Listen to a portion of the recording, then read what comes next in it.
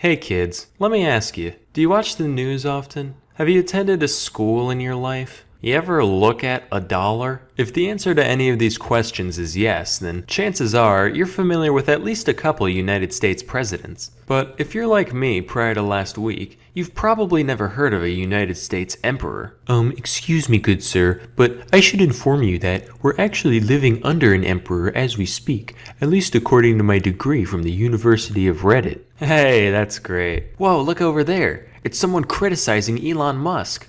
And he's making typos.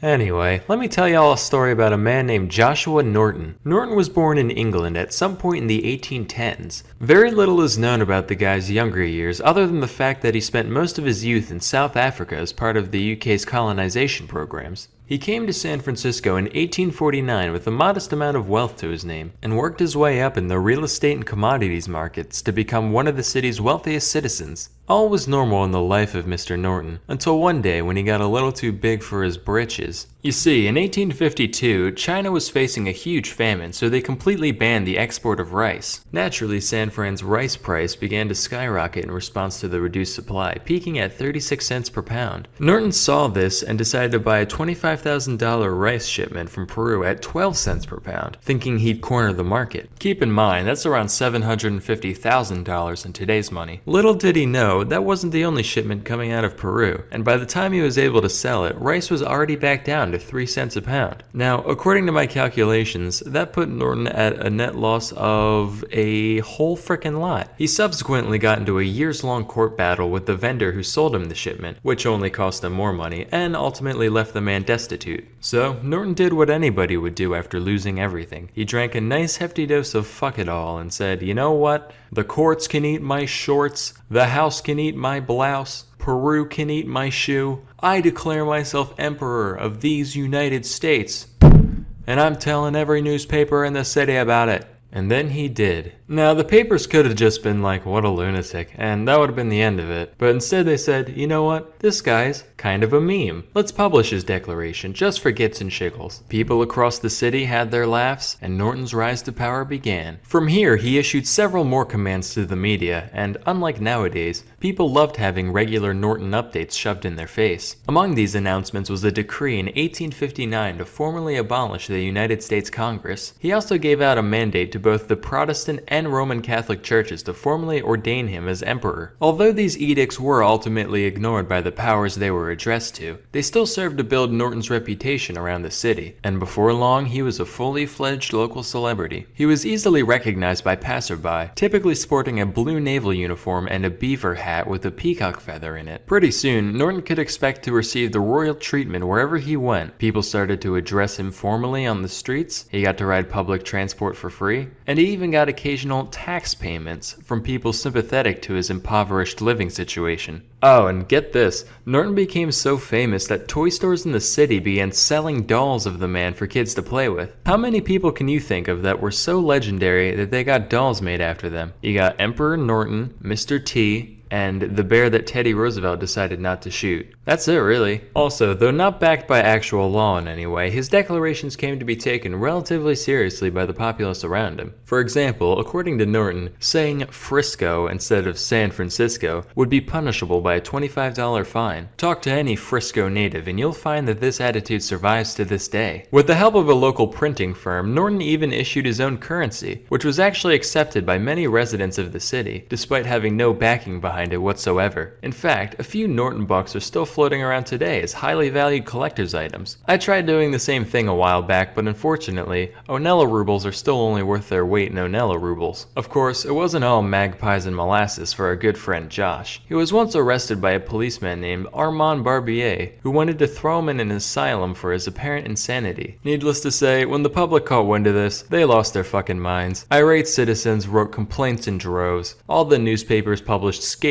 editorials towards the police department. Stray cats were thrown into wood chippers. I don't have any evidence for that last one. I'm just, assuming based on what I would do in this scenario. Anyway, pretty soon, the chief of police got the memo, and Emperor Norton was released unscathed. Thankfully, Norton issued a royal pardon towards the man who arrested him, and from that point onward, whenever Norton passed a member of the force, they would stop and salute him. So, although in many ways he appeared godlike, Norton was but a mortal. And, as mortals sometimes do, Emperor Norton decided to drop dead on a street corner on January 8th of 1880. However, he left behind a legacy the likes of which most of us could only dream of. Beyond just the comedic value of his many exploits, Norton definitely had his prophetic moments, with some of his orders actually coming true decades after they were given. On multiple occasions, he ordered a bridge to be built between San Francisco and the Oakland Bay Area, which was eventually constructed in the 1930s. He also told people to form a League of Nations to uphold international interests. Unfortunately, a man yelling in California wasn't quite enough to convince the leaders of the world that such a thing was necessary. But who knows? Maybe little Nordo could have stopped World War I if he had been just a bit louder. I hope this tale has inspired some of you young impressionable kids out there, not because I expect any of you to succeed in the same way Norton did, but just because it's my personal belief that the world could always use more oddball vagrants.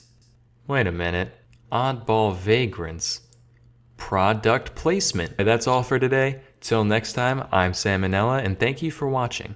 Hey kids, time to alienate 23.9% of the United States from my potential audience, cause today, we're talking popes. Now don't get me wrong, the modern papacy is a great thing. Just a genuinely virtuous man being elected to govern and set an example for Christians everywhere, that's awesome. But back in the day, not so. See, in the Middle Ages, the church was one of the greatest powers in the Western world, having massive influence over monarchs and laymen alike. And as we know, with great power comes great tomfoolery. Here's some of the less wholesome popes that history has to offer. Pope Stephen VI assumed the pontificate in May of 896, during a time of great instability for the papacy, where rulers and families of all different shapes and sizes were vying for influence over the Catholic Church. As such, successive popes from this period often had different ideas about how things should be run. Stephen, for example, didn't much care for Pope Formosus, the guy before last. Why?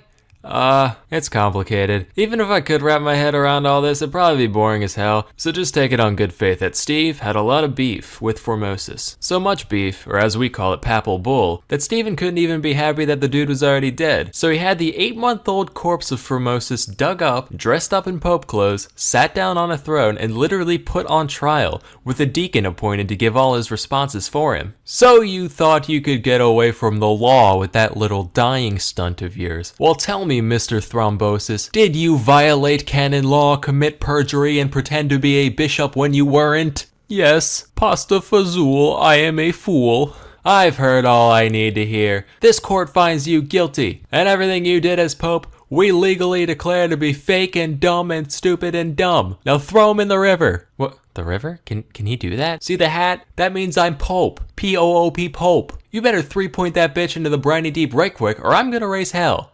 Metaphorically. So they throw him in the river. This whole thing caused an uproar among Formosus supporters, and after Formosus' corpse was allegedly seen performing miracles at the riverbank, Stephen ended up being overthrown, imprisoned, and executed by strangulation. The body, now slimy and disgusting, was fished out of the Tiber and reinterred in St. Peter's Basilica, where it rests to this day. Next, we'll talk about John the 12th. This guy already looks like one of my characters. Why don't we just, yeah, there we go. This guy ascended to the throne when he was just 18 years old, which is insane. If I was elected world's biggest hat wearer at that age, you better believe things would get real unpapal real quick. I'm talking gambling, hookers, setting fires, and toasting to the devil. And when you know it, these are all things John the 12th did. It's said that he took the sacred palace and literally made it into a whorehouse. Matter of fact, while researching the guy, I stumbled across this list of sexually active popes. This is a real Wikipedia article. Take a hike, toilet paper orientation, daddy's got a new favorite. John is featured prominently on this list, of course. He had a thing for widows for some reason. Personally, I'm not big on weepy old hags. I'm more of a carefree young hag type of guy, but to each their own. He also banged his niece a bunch, which not the most virtuous act, but you know, Middle Ages and bloodline, fucking whatever. His playboy lifestyle eventually caught up to him though, leading to the Synod of Rome, where everyone got together to talk about what a piece of shit he is so they could kick him off the throne. Besides all the deviancy, there was a lot of things they had problems with. For one, someone once offered John some money to ordain a 10-year-old as a bishop, and he was just like, alright, I would have done it for free, honestly. Look how big those robes are on him, that's hilarious. He also had a deacon ordained in a horse stable, just like, oh, for fuck's sake, alright, let's get this over with.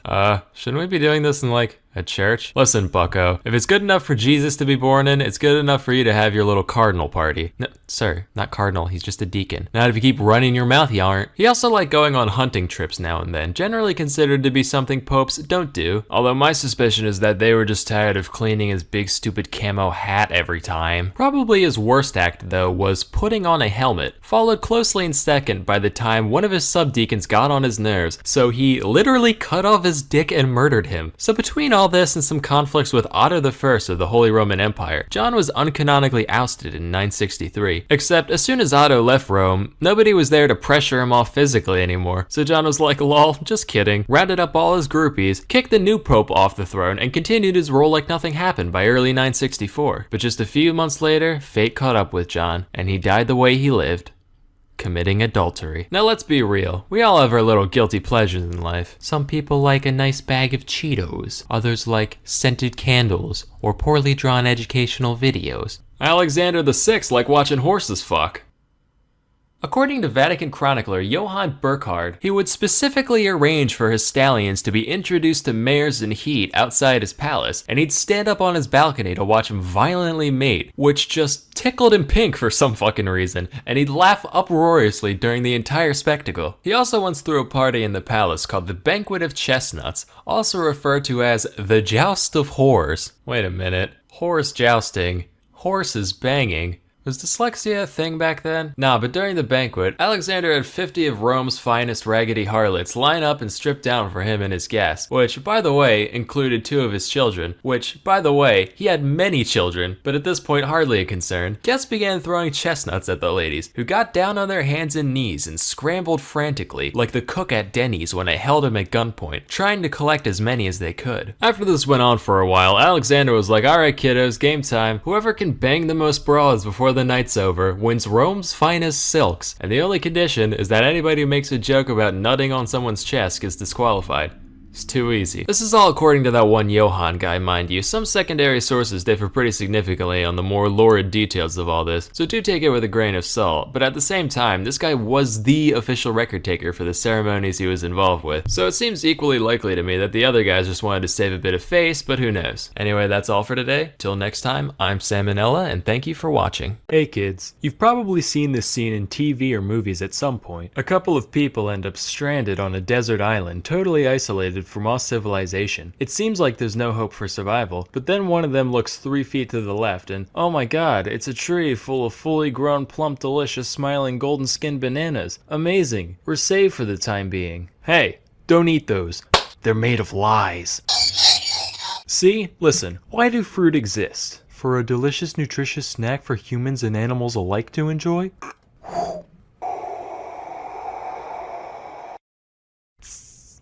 You know, you didn't have to go throwing him into the sun like that. You're next, Susan! How did you know my name? I created you. Anyway, as most of you probably know, fruit are a thing because nature figured out, hey, if you put a little bit of deliciousness around your seed, it'll convince some idiot bird or something to carry your baby off to faraway lands, right? But then humans showed up and were like, hey, that's pretty nifty. Listen, is it cool if we selectively breed you for thousands of years to give you horrific deformities to crank up that whole deliciousness part a couple hundred notches?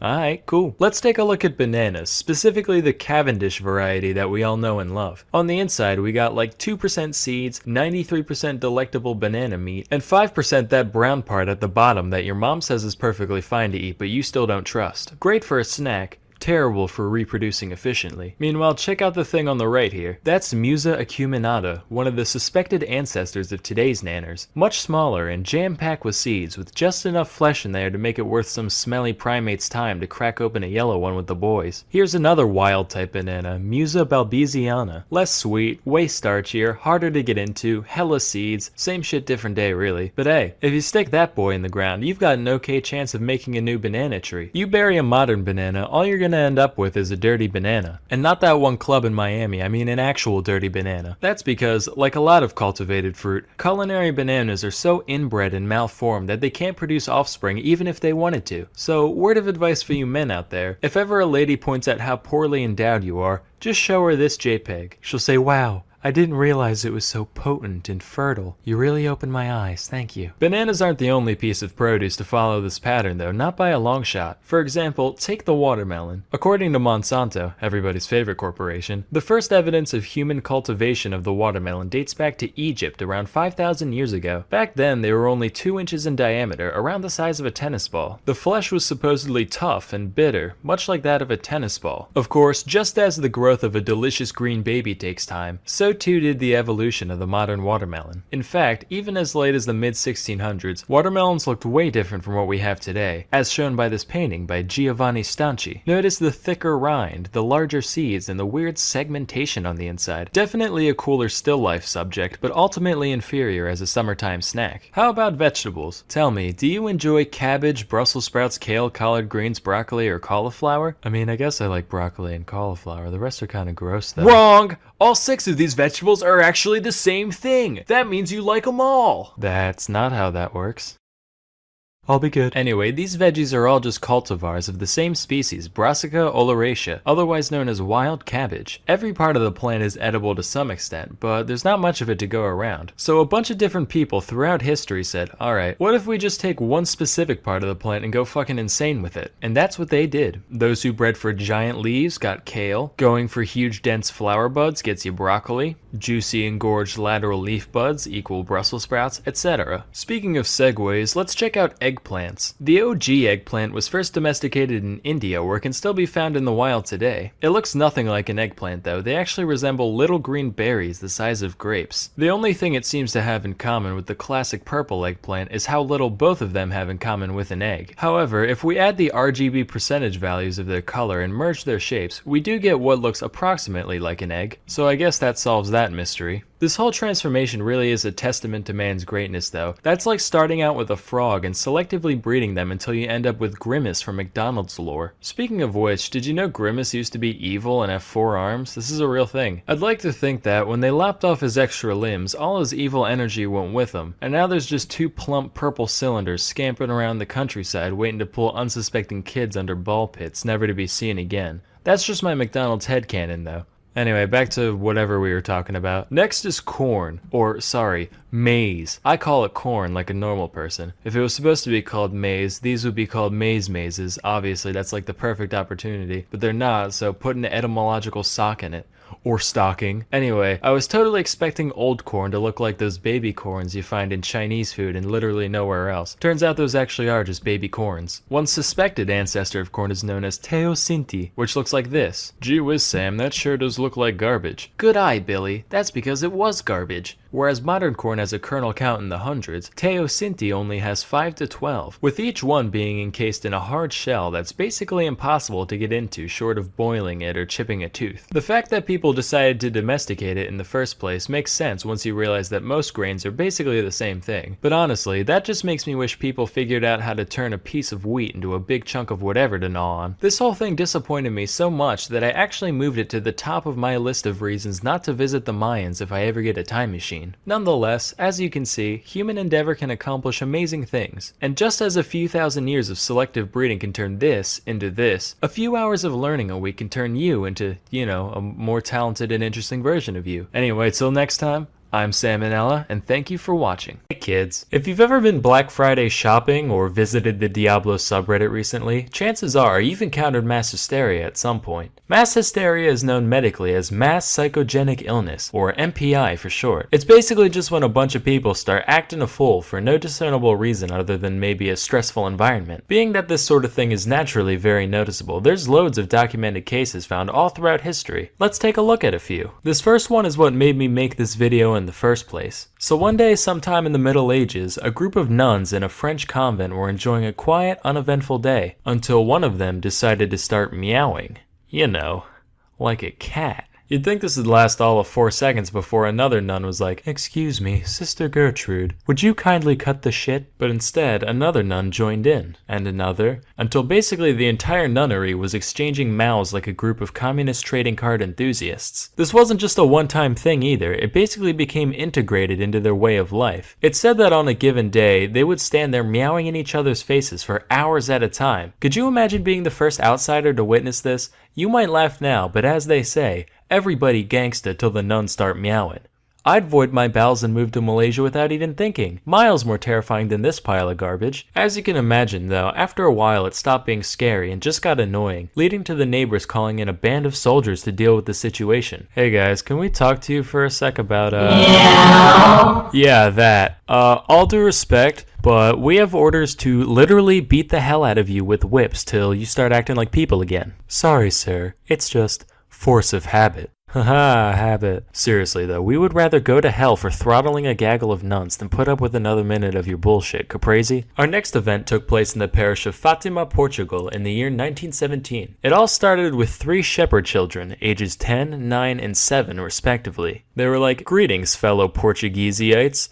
We've been seeing visions of the Virgin Mary, and she told us to tell you that some real crazy shit's gonna go down in the sky on October 13th. Now, if 3 random farm children started spouting out prophecies to the public today, you'd say, "Ha, what tomfoolery. Go play in some dirt, you dirty little dirt baby." But keep in mind, the past is a different country. And Portugal's a different country, so that's like different country squared you gotta think about. Plus this was during World War I, a time where a lot of people were holding out for a miracle to begin with. So the kid's story was actually picked up and even spread by local newspapers, to the point where, when the day finally came, at least 30,000 people gathered in Fatima to witness the alleged miracle. Lo and behold, on that day, the sun began zooming around, careening towards Earth and sending rays of multicolored light cascading across the sky, creating a light show like nobody's ever seen. Keep in mind, this happened in the 20th century, way after the era where belief in divine jiggery and or pokery was considered mandatory, so naturally there were plenty of skeptics and non-believers present, and even they saw it all happen. Or so they thought. How do we know the sun didn't really whiz around haphazardly that day, Well, number 1, use your frickin' brain. And number 2, accounts differed wildly from person to person. While some say the sun zigged hither, others say it zagged thither, and others still said it shined a brilliant yellow and stayed perfectly still. As such, it was eventually concluded that the event was just a combination of MPI and weird eye stuff from too much sun staring. Although I'd like to believe it was real, just that Jesus' illusion skill was way higher than his alteration at the time. Yep, that's it. Sam's going to hell. Why, for blasphemy? Trust me, that was the least offensive part of that joke. Our next tale took place in 1962 in Tanganyika, which was basically just the beta version of Tanzania. The nation had just declared its independence from Britain the previous year, and with the future so uncertain, tensions were naturally running high around this time. One little girl in a Tanganyikan school ended up handling the stress in a bit of an unusual way. Rather than overeating or staring at her ceiling for hours like a normal person, she just started laughing, and laughing, and laughing. Pretty soon, her classmates at the all-girls school she attended began to join in, to the point where 95 of the 159 students caught the gigglies, which lasted anywhere from a few hours to 16 days straight. Beyond just the unprovoked cackling, other odd behavior included aimless running and occasional violence. The problem got so severe that the school was forced to close down temporarily, leading to the chortlers roaming the streets, spreading the affliction further. Thousands of people from all strata came to be affected, with 13 additional schools being shut down in the progress. Over the course of the hysteria, several other symptoms began to present themselves as well, ranging from obvious ones such as breathing problems, fainting, random screaming, to more anomalous things like rashes. Despite all this, no physical cause could be found, leaving MPI as the only explanation. The epidemic finally died down after between 6 and 18 months of day in, day out laughter, depending on the village. While this whole thing likely sucked for most people involved, it probably could have been worse. A lot of the time when I'm alone, I'll think to myself, man, if I ever go full schizo, I hope I'm one of the laughy ones, not one of the screamy ones. With this story in mind, just maybe, if I put my mind to it and believe hard enough, I can be both. Flashback to the year 1518 to the city of Strasbourg, at the time part of the HRE. A woman named Mrs. Trophy began fervently dancing in the streets for no discernible reason, for hours, then days. All without music, of course. Her only breaks consisted of occasional food intake and passing out from exhaustion when night came. If you saw that today, you'd just be like, ha! Drugs. But apparently people found it pretty inspiring, because within a week, 34 others had joined in, and after a month, there were around 400. This wasn't your casual bobbing up and down neither. This shit made Zumba look like Tai Chi. Here's the best modern day simulation I could find.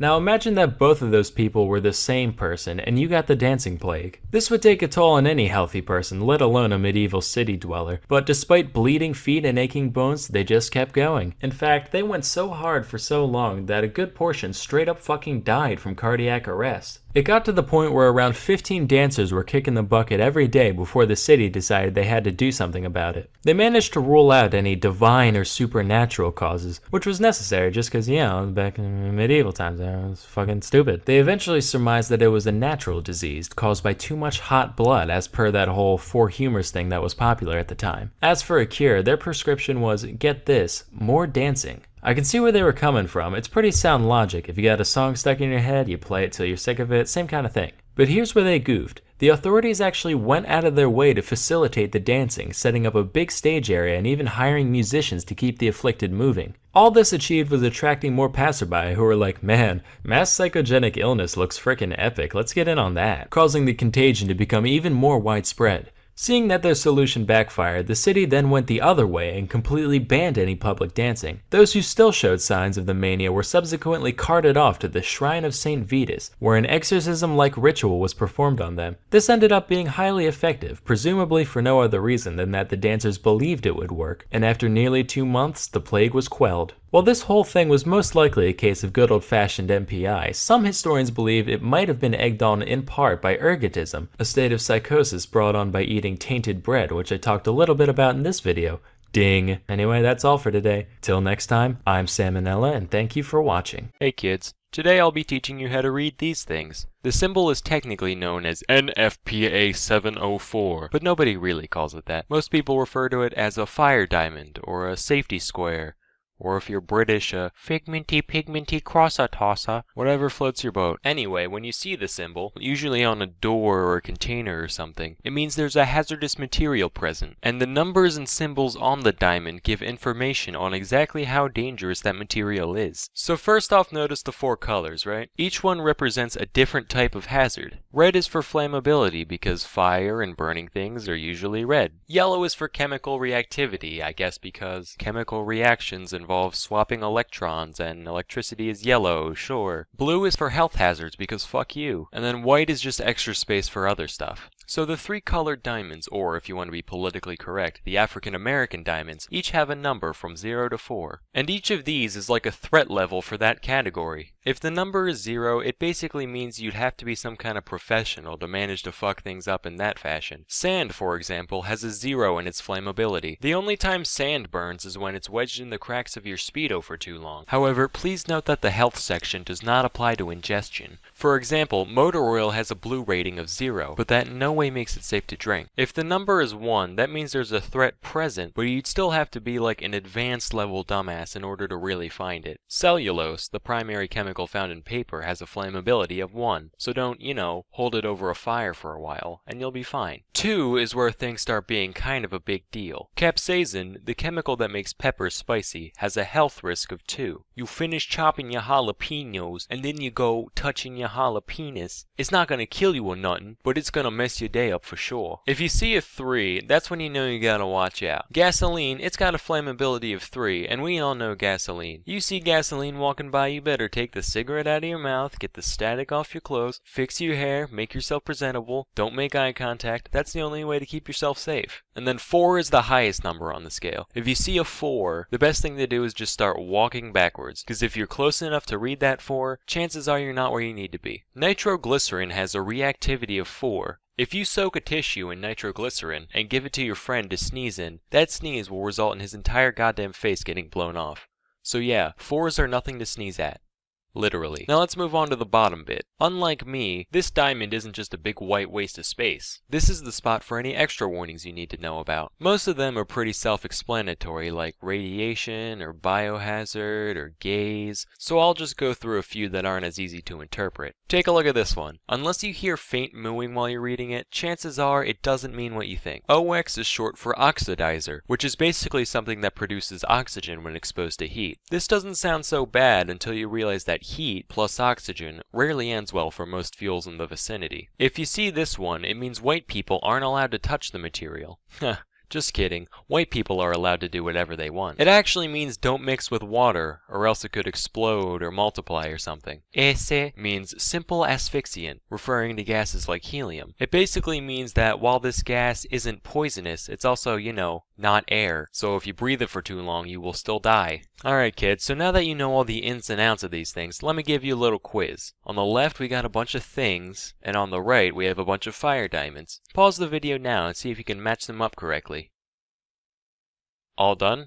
Here are the answers. So now you know all about NFPA 704. Till next time, I'm Sam and Nella, and thank you for watching. Anyway, today I'm going to talk about the bombardier beetle. So here's what he looks like, right? Already you can tell he's kind of a prick. He just looks like an ant that one day decided to stick a sunflower seed on his back, thinking he's all creative, like, yeah, I'm original now. I'm my own insect. Got the junk in the trunk for the ladies, no big deal. That's just the picture Wikipedia shows though. There are a bunch of other species of bombardier, most of which look a little more unique, so I'll give him some credit. The cool thing about the bombardier beetle though has nothing to do with appearance. It's actually the fact that this creature has some pretty awesome weaponry up its sleeve. The beetle is actually capable of shooting a foul-smelling chemical spray from its back end. And it doesn't even have to eat Chipotle beforehand, am I right, ladies? Anyway, the spray contains, among other things, a compound called 1,4-benzoquinone, which is quite irritating to vulnerable tissue, like eyes or mouths. Couple that with the fact that the mixture comes out at a temperature close to the boiling point, and you've got a pretty gangster arthropod on your hands. One could liken the bombardier beetle to the common Tumblr feminist. Whenever it feels even slightly threatened, it starts pulling shit out of its ass in an effort to be as unnecessarily inflammatory as possible. Even more interesting than the spray itself, though, is the way the beetle pulls it off. It starts out with two different substances, hydrogen peroxide and hydroquinone, each of which is stored in a separate reservoir in the body. Then whenever the bombardier gets his jerrys in a jostle, he releases either chemical into a single chamber. Once they mix, these chemicals react violently with one another, producing a bunch of heat and gas. The pressure from the gas is what propels the liquid out of the chamber and into the face of anything nearby. Fortunately for the bombardier, the pressure also seals off the entrances to the reservoirs, so as to stop the thing from,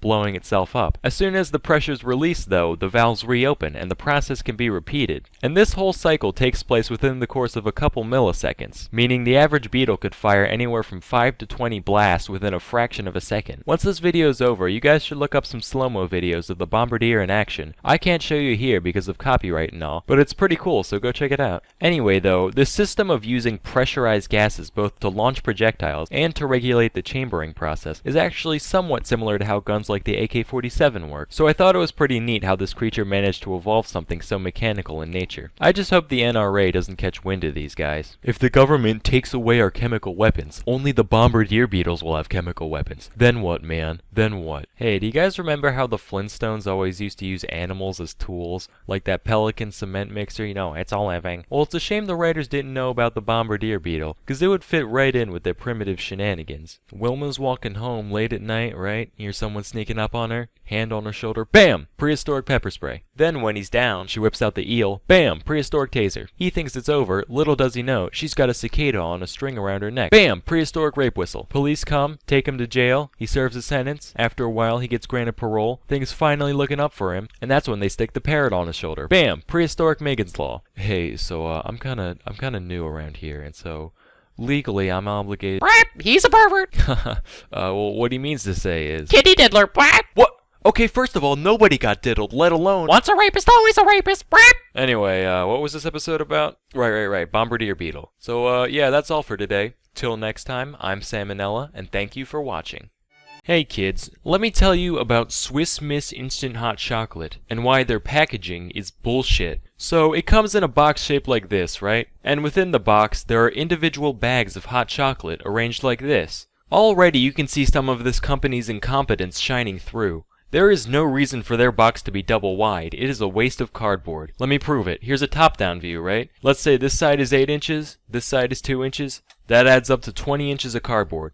If you doubled it up like this, just had the package a single file, that's only 16 inches. It's a waste. And if that weren't bad enough, for some reason, they decide to attach the bags with these tiny paper bridges. So when you go to make your packet of hot chocolate, you have to detach the two bags. That doesn't sound so bad, except for the fact that it's impossible to break them cleanly. Every time. Every goddamn time they tear holes into the sides of the bags. And it's never just one bag either. That would be too simple. It puts holes in both. So either way, you're gonna have to put one back and just live with it leaking powder in the box. It's gotten to the point where I have to employ surgical precision just to avoid getting chocolate dust all over my frickin' house. It would be so simple to avoid too. Even if you really had to have these pointless attachment things, you could at least put little perforations down the center so they break down the middle. School notebooks have been doing it since the 50s, so why, in 2016, has Swiss Miss not discovered the arcane technology of dotted lines?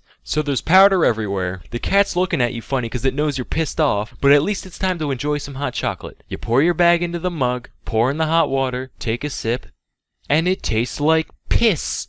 Swiss Miss instant piss. So you go back to check the box, thinking maybe you did something wrong. The cat starts shaking because it knows what's coming, and that's when you see it. Serving size, 6 ounces. So finally the dam breaks, you unleash a primal roar of sheer fury. The cat shits itself and jumps out the window as you punt kick the Swiss Miss box across the room. The average mug is 12 fluid ounces in volume. Who in God's name only drinks 6 ounces of liquid? So finally, you reach into the box and pull out the desecrated corpse of that other bag from earlier, and you pour it in. Only then can you enjoy your subpar hot beverage properly. This whole system, right? This charade that Swiss Miss puts you through. It's kinda like telling a guy to just jizz with one ball instead of both of them. They're in the same container, and separating them would be difficult. And even if I were to figure out how to do that, 2 does the job better than 1 anyway, so it's pointless. Nowadays, I just fold the packet in half and rip along the seams of both. And maybe that was their intention, but if so, why would you give me the illusion of separability in the first place? It's like Siamese twins. They're joined for no reason and hard as fuck to separate, so I guess I'm just gonna have to live with both. I don't know which is worse, the fact this minor inconvenience was my biggest dilemma all day, or that this inconvenience even exists in the first place. But anyway, I'm Sam and Nella, and thank you for watching. Hey kids, today I'm going to talk about the different kinds of straws. So first you got straw. This was the first kind of straw to be used by humans. Many of this straw is still called straw because it was discovered before plural nouns were invented. Good for roofing, good for feeding livestock, and it can also be used to make straw men, which are good for holding back society. Straw rating, 6 out of 10. Then there's classic straws, a beverage conduit incredibly simple in form, yet highly effective in function. In fact, these devices have caused me to create a new philosophical principle. I call it Nella's straw. It's totally identical in every way to Occam's razor, except for the fact that it only applies to straws. Anyway, straw rating, 10 out of 10. Next on the food chain are bendy straws. These are proof that just bending something a little can make it that much better. Bend a breadstick, you got a pretzel. Bend a sword, you got a scimitar. Bend the rules, you got a badass. Bend the truth, you got a nomination.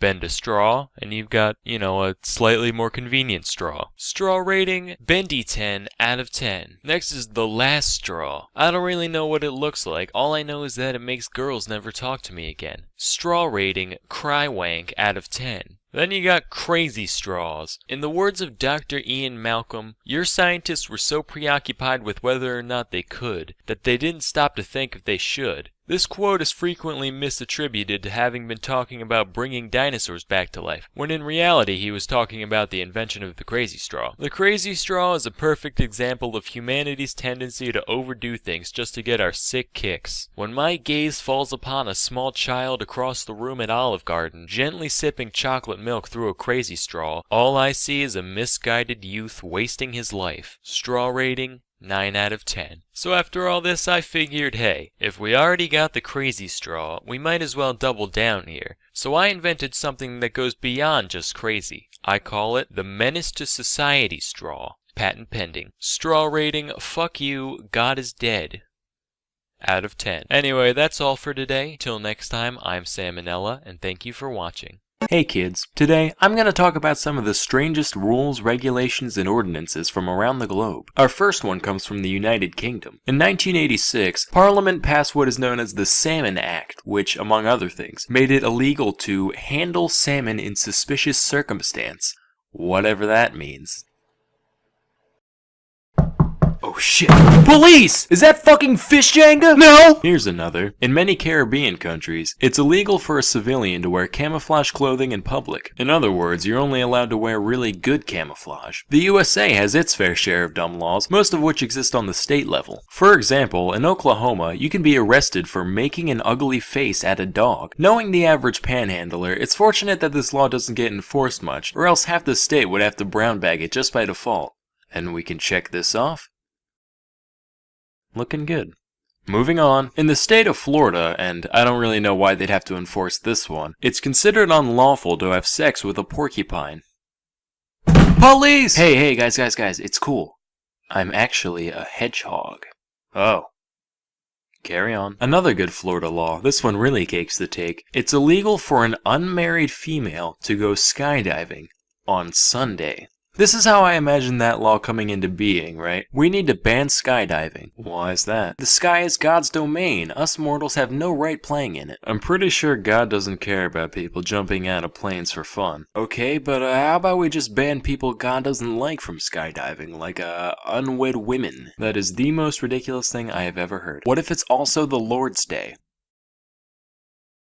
Okay, that's fair. This next one comes from Russia, where homophobia is fairly commonplace. As one can imagine, gay marriage is a big no-no over there. But in 2013, Vladimir Putin took things a step further and made it illegal to even tell children that gay people exist. Bolshevik привет, бабушка.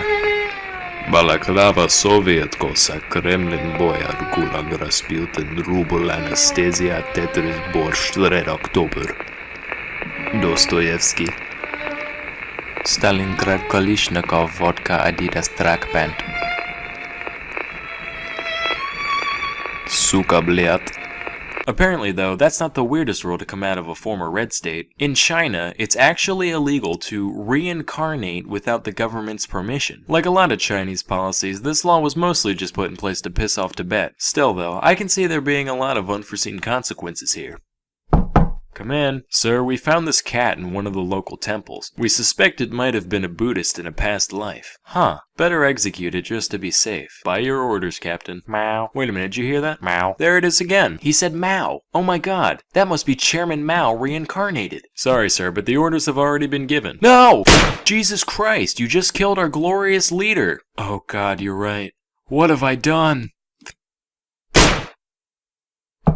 Come in. Sir, we found another cat. Meow. Holy shit, that was fast. Anyway, that's all for today. Till next time, I'm Sam and Nella, and thank you for watching. Hey kids, do you ever feel like life has passed you by? Does the daily grind leave you feeling trapped in your own life like an animal in a cage? Well, that doesn't mean you can't enjoy some fun facts about livestock while you're at it. Today, I'll be giving a tour of the life, death, and processing of the American beef cattle. Disclaimer, this video is only a basic summary of some common industry practices. No two farms are alike, some are nicer, some are worse. I'm not a shill, please don't get mad at me. Now, in the beginning, there was nothing.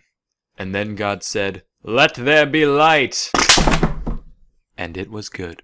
Henceforth, you shall be called Craig. At birth, the calf weighs somewhere between 60 and 100 pounds. The males are typically castrated within the first couple of weeks, usually without anesthetic. The main point of this is to keep the steers mellow later in life, but it also stops their male hormones from giving the meat an off taste that the American palate isn't really accustomed to. Anyway, things started off pretty good for Craig. Drinking milk, hanging out, the life. After a while, he figures out you can eat the floor. That's cool. But then, after about 10 months, he gets loaded into the cattle cars. If you're a history buff like me, you know that's not a good sign. Little does Craig know, he's been auctioned off to a feedlot 1,000 miles away. Here, the cattle are packed together like sardines, if sardines were 500-pound terrestrial mammals. The menu consists of random roughage and energy-dense feed like corn so they can pack on the pounds more quickly. Overall, this environment puts a good deal of stress on the beast, which can end up taking a toll on his health. But it's nothing a little visit from the antibiotics fairy can't fix. Once fully grown, Craig gets taken to the packing plant. This is where the magic happens, and by magic, we mean mechanically automated goring into commodities. This is where things get messy, so try to forget that we gave this random animal a name a minute ago. In order to keep things as humane as possible, a worker will first use this device, referred to as a stunner. Here's a demonstration. This renders the beast instantly unconscious, or worse, but potato at this point. Its ankle is then attached to a conveyor rail, which will gently guide the animal along the rest of its journey. First, the cow gets to talk to this man. He's called the sticker. Can you guess what he does? If you said that he gouges out throats for a living, you'd be correct. Over the course of about a minute, the flow goes from torrential downpour to incontinent poodle, by which point our beloved bovine can continue on his way. At the next station, the cow is subjected to high voltage electrical stimulation. Hopefully the nervous system is all out of steam by this point, but if not, the boys on the killing floor will have a great story to tell their wives. Haha, just kidding. The FDA estimates that 93% of meat worker marriages are in shambles. Who knew that 11 hours of pure slaughter every day could desensitize a man? Anyway, electrical stimulation basically works to speed up the onset of rigor mortis. Getting this process out of the way means the meat won't toughen up once it reaches the freezer. Next, the carcass undergoes a thorough power washing. Like the noble mortician, this hose works to make a lifetime of filth disappear. Unfortunately, though beauty is only skin deep, manure runs to the core, so the cow must be disemboweled to prevent contamination later on. And we might as well get rid of all these other gross bits while we're at it. Then the feds stick their nose in things to make sure everything is as it should be. Yup, it's a cow. Finally, we send it down the line, evacuate the spine, bifurcate the hind, reticulate the spline, and power wash it again just for good measure. This whole process from bashing to slashing to splashing takes a mere 15 minutes to complete. That means it takes the same amount of time to process 3 half-ton mammals and 1 scheduled license renewal. Try puzzling that one out. After hanging out in the cooler for a couple days, the beef is broken down into its many cuts: chuck, loin, sirloin, what have you. This is the good stuff. That'll get shipped off as is to barbecues, bar mitzvahs, and bargain bins all across the country. Then you got all these misfit bits hanging out wherever else. Still technically flesh, so we have machines pluck it off, pulp it, and use it to make hamburgers, hot dogs, and the like. Then all the garbage even Americans can't stomach is sent off to the rendering plant to be made into whatever else. So there you have it. I don't really have an outro, except, kinda gross, right? Anyway, that's all for today. Till next time, I'm Sam and Nella, and thank you for watching. Hey kids, remember Neanderthals? Me neither, cause they're dead. Some say they went extinct because of out-competition by Homo sapiens, but personally, I don't subscribe to that notion. I believe that they went extinct primarily because they interbred with early humans, not because they were inferior survivors. Now, I could ramble on for a couple of hours about the genetic and archaeological evidence for this, but modern experts have already run those points into the ground. Now, instead, I want to bring something totally new to the table that I thought of myself. I call it the sexy Neanderthal theory. Okay, hear me out. From a modern day point of view, this all sounds ridiculous, right? If someone came up to you asking if you wanted to reproduce with a Neanderthal, you'd say no, that's disgusting. Who are you? This is a mall. Where is security? But that's just what society has taught you to believe. It doesn't really reflect the true animal within you. Don't believe me? Take a look at this sculpture. Gross, right? Well, guess what? Cavemen used to whack off to that. They thought it was great. So we're gonna have to put away all of our deeply rooted cultural ideations for a second, and instead look at things from a purely biological perspective. First, I gotta learn y'all a thing or two about sexual selection. There are 2 main types of sexual selection. There's intrasexual selection, where members of the same sex compete for dominance, and intersexual selection, where members of one sex are intentionally choosy about who they mate with. Now, most of these are done by most animals to some degree, but with humans and most other mammals, there's a bit of an asymmetry in how either sex performs its selection. Namely, males tend to focus more on intrasexual selection, while females prioritize intersexual selection. This isn't just me stereotyping, I swear. There's actually an evolutionary reason for this. See, whereas males barely invest anything at all into mating in the absence of monogamous culture, childbearing is a huge deal to females, using up a lot of resources, so it only makes sense that males would want to be more promiscuous and females more selective. So to recap, The Bachelorette, that's an accurate portrayal of our most basic instincts. On the other hand, if The Bachelor were to be done with a bunch of cavemen, there wouldn't be this season-long show. Just a 5-hour special where The Bachelor bangs every contestant at once, which, in all fairness, would still be higher quality entertainment than the show we have now. Anyway, what's all this got to do with Neanderthals, you ask? Well, it just so happens the male Neanderthal's morphology makes it so that they would be able to outman the male Homo sapiens, both intrasexually and intersexually. For one, their thick bone bones and heavy joints suggest that they had way more muscle mass than humans of the day, putting them at a huge advantage both in asserting dominance and in appearing attractive. Secondly, their facial features exaggerate all the characteristics that makes a face appear male in humans, with square, well-defined jaws and heavy brow lines, further increasing their appeal to human females. Broad shoulders, that's hot. Also, their large chest cavities and broad nasal passages would make it so that their vocalizations would be much louder than humans, adding still to their intimidation factor. So basically, when the male Neanderthals strut into a human village, they'd be guaranteed Casanovae, ensuring that they would interbreed. But what about the Neanderthal females, you ask? If the men are more manly by default, surely the women would conversely be more man-ish. One would think that this homeliness would counteract the reproductive success of their male counterparts, but this is where that whole sexual asymmetry thing comes in. Cause whereas the human females would be selective towards the Neanderthals, the males don't really care. They're gonna take what they can get. Their women already waltzed off with those jabronis. They're lonely. What's a guy gotta lose? So in the end, when a population of humans meets a population of Neanderthals, there'd actually be an increased chance of genetic admixture, thereby making extinction through interbreeding seem like a much more plausible outcome for the Neanderthals. If the Nobel Committee is watching, I'd like my prize sent to this address. Thank you.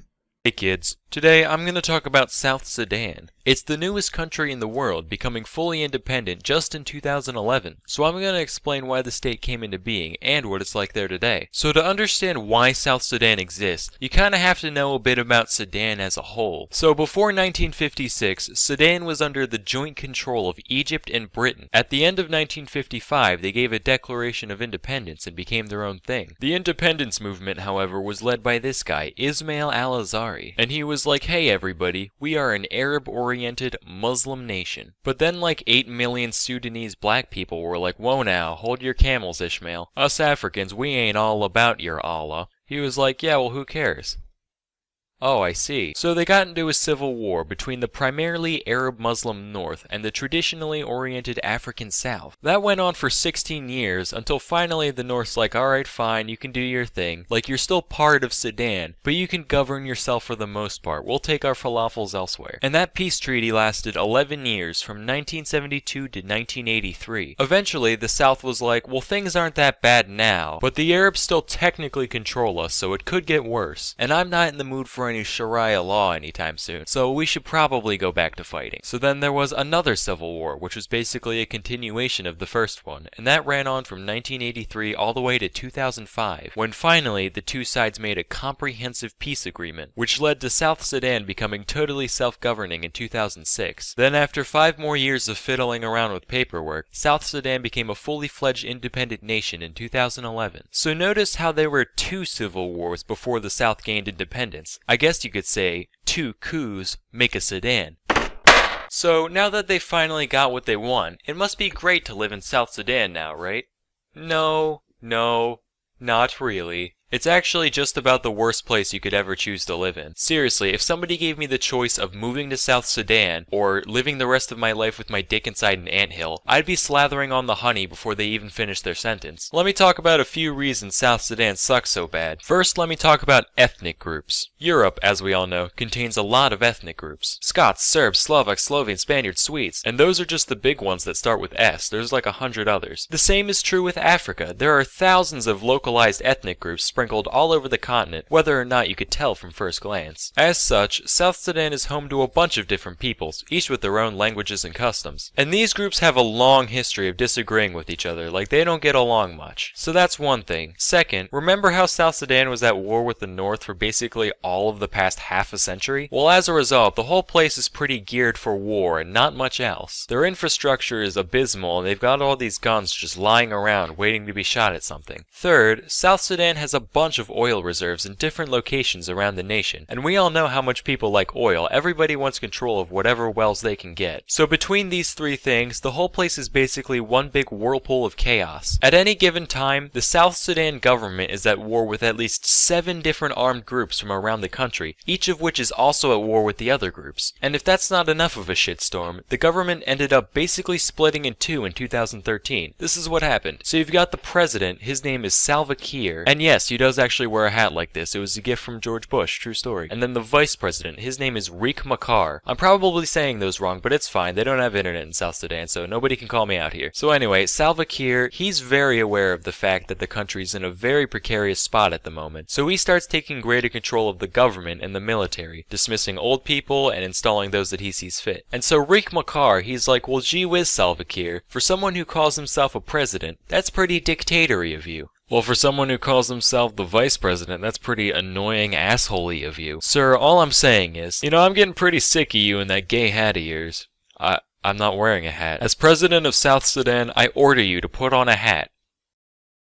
Yeah, see? That hat's gay. You're wearing the exact same hat. Alright, fuck you, you're out of a job. Wait, what? Yep, you and your whole cabinet, get out. Okay, I made up the part about the hat, but the rest of that is true. Also, I should mention that Kiir and Machar come from two different ethnic groups. See, Kiir is a Dinka, whereas Machar is a Nuer, which only heightened the tensions between the two. So after Machar got the boot, he ended up taking a chunk of the military with him, most of which were Nuers like him, and they started a rebellion against Kiir's government. This is known as the South Sudan Civil War, and it's still going on to this day. So yeah, to sum it up, if you looked up clusterfuck in the dictionary, well, you wouldn't find anything because clusterfuck isn't a real word. But if it was, there would probably be a picture of South Sudan next to it. Seriously, this place makes Hotel Rwanda look like Hotel California. And throughout it all, there's still a bunch of hardworking individuals just trying to make a living, farming or herding or whatever. But the constant warfare makes it so the average person has to live in virtually Stone Age conditions. Which sucks, but, what can you do? So that's the story of the world's newest nation, kids. Till next time, I'm Sam and Nella, and thank you for watching. Hey kids, as we all know, the evolution of species is an incredible process, driven by little more than the random chance that certain mutations may happen to provide a practical advantage in a creature's environment. And as a result, there's a lot of things out there that look super dumb once you strip back a few layers. Here's the top 10 worst animal skeletons of all time. So first and foremost, I'd like to settle a little debate I've been seeing floating around the past few weeks. Yes, penguins do, in fact, have knees, but in order to hide full-grown legs into one plump cylinder, you gotta have a little skeletal trickery on your side. You guys ever do wall sits in gym class or elsewhere? One of the most torturous exercises out there. I now feel even worse for penguins, because not only did they have to deal with living in a frigid black and white hellscape, the most hostile environment known to man second only to the vacuum of space, all the while constantly pursued by ravenous, bloodthirsty sea dogs, but they're also secretly doing wall sits their entire life. Quick side note, in Mandarin, the word for penguin consists of the characters for business goose, which is fucking hilarious. Like one day a goose put on a suit and said, "Today it is time to make a name for myself, honk." This next guy is known as Parsons chameleon, found in the more remote regions of Madagascar. Notice the fleshy protuberances around its nose area. Turns out, not fleshy, not even remotely fleshy, not even one flesh. Instead, it just has a skull forever frozen in time in the middle of exploding. Like it sneezed right in the middle of God shaping it out of clay, and he was just like, whatever, it's a feature now. So for that, this rough-headed reptilian gets number 9. Normally I would have ranked it higher, but that's a dope tale, so he gets some pity points. Next is the pufferfish. So for most of my life, I've pictured pufferfish as just not having any bones. I know it doesn't really make sense, but neither does them turning into a balloon like a goddamn cartoon. Turns out, in their normal state, they actually look like this, and when they inflate, those concentric rings of spine slide outwards past one another to cover the full area, like the aperture of a camera lens expanding to cover the full frame of the fish. The sheer ingenuity of this design has shattered my childhood dream of real-life balloon animals, which has earned the pufferfish the number 8 spot on this list. Now, if you've gotten around to certain zoological circles, you've been shown this skull and been told, yes, that comes from the dwarf elephant. Oh, you've never seen one? That's because, they're extinct. And that thing in the middle? Yes, nothing more than the nose hole to which the trunk connects. However, if you're a rational, free-thinking adult like me, you can look past the lies spoon-fed to you by Nat Geo and other liberal media outlets and see this for what it is.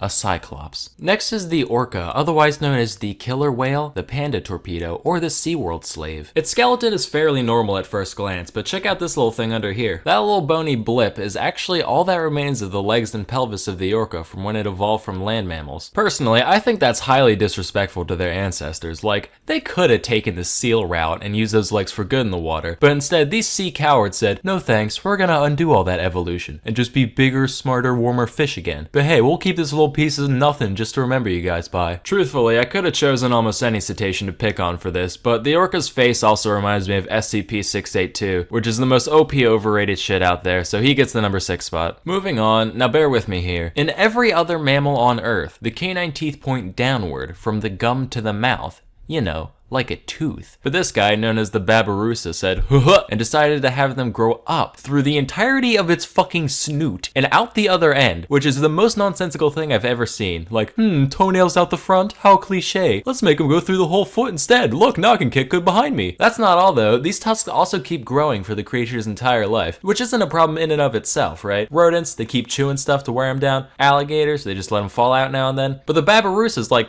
I'll just nut in a lady pig long before this becomes an issue. So if it lives long enough, the teeth can curve right on around and slowly bore into the thing's face, like built-in Chinese bamboo torture. And occasionally, they can end up actually piercing the skull and shish kebabbing the brain. Now some people might say that this doesn't belong on this list, given that teeth aren't technically bones. And to those people, kids, we say, eat shit and die. Next we have the octopus. The octopus skeleton is so bad that it doesn't even exist. Sure, they got this little thing in the middle, but that doesn't count, that's just chitin. And yeah, they can get in a jar or whatever, but at what cost? At the animal picnics, the crowd shouts, "Bleh, shun the spineless freak." And at the animal wheelbarrow races, with nothing to grab hold of, the cephalopod holds a solitary vigil at the starting line. And lo, the octopus wins naught but a participant medal at the Grand Prix, and the number 4 spot on this list. Moving on, here's the skeleton of a fruit bat. Now, not a big deal to us regular folk, but imagine if humans had no context of bats and they dug this thing up. Like, class, archaeologists have recently found these fossilized remains, and using modern technology, we can see exactly what it would have looked like back when it was alive. This abominable creature is known only to scientists as Finger Boy, and is theorized to have fed upon fruit, insects, and the dreams of orphans, which it would siphon out from the ears of the errant little waifs whilst they slumbered. By the way, if you Google image bat skeleton, like, more than half of them have the ears built in, just like, I feel the extraordinarily bat-like wings and figure of our decoration are much too subtle for our consumers. Better slap these on. At number 2, we have the anteater. From its oboe-like skull to its gorilla fist and hands, one can only wonder who let this creature exist. Fun fact, if you take the anteater's skull and blow into its nose, it plays a beautiful song recounting the animal's entire life, and then security escorts you out of the museum. Looking at this, I can only pose the question asked for generations long before my own.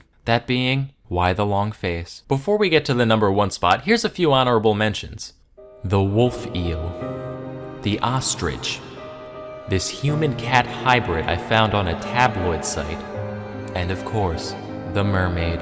So at our number 1 spot, we have this creature.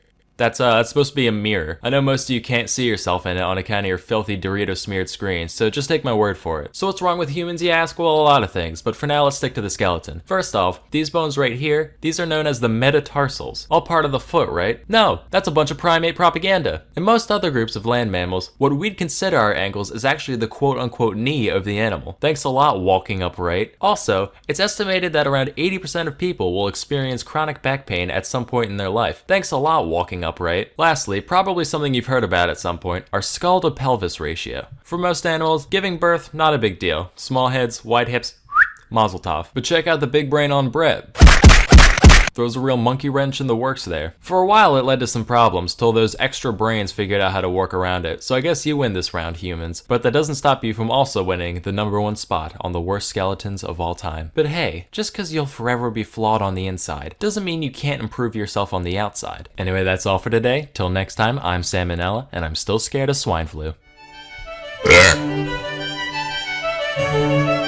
Hey kids, had a bad day? Well, could be worse. You could be living in a world without modern anesthetic. Today, we'll be talking about some surgical procedures carried out long before the development of medicine as we know it today. Now, once you go back a certain distance, the line between operation and mutilation is pretty thin. So, for our purposes, surgery refers to any bodily manipulation carried out with the intent of fixing some injury or illness. And away we go. The very first surgery that we have historical evidence for dates as far back as 6500 BC. It's called trepanning, which is a nice word for carving someone's frickin' skull open using nothing but a rock. Maybe a rock on a stick if you were lucky. In all seriousness though, you can see that a good deal of care went into the procedure, which lets us know that this isn't just the result of random injury. Many skulls even showed signs of healing around the holes, meaning plenty of the people who underwent this whole thing just got up and went about their day afterwards. Alright, hold on, you say. This all sounds guano insane.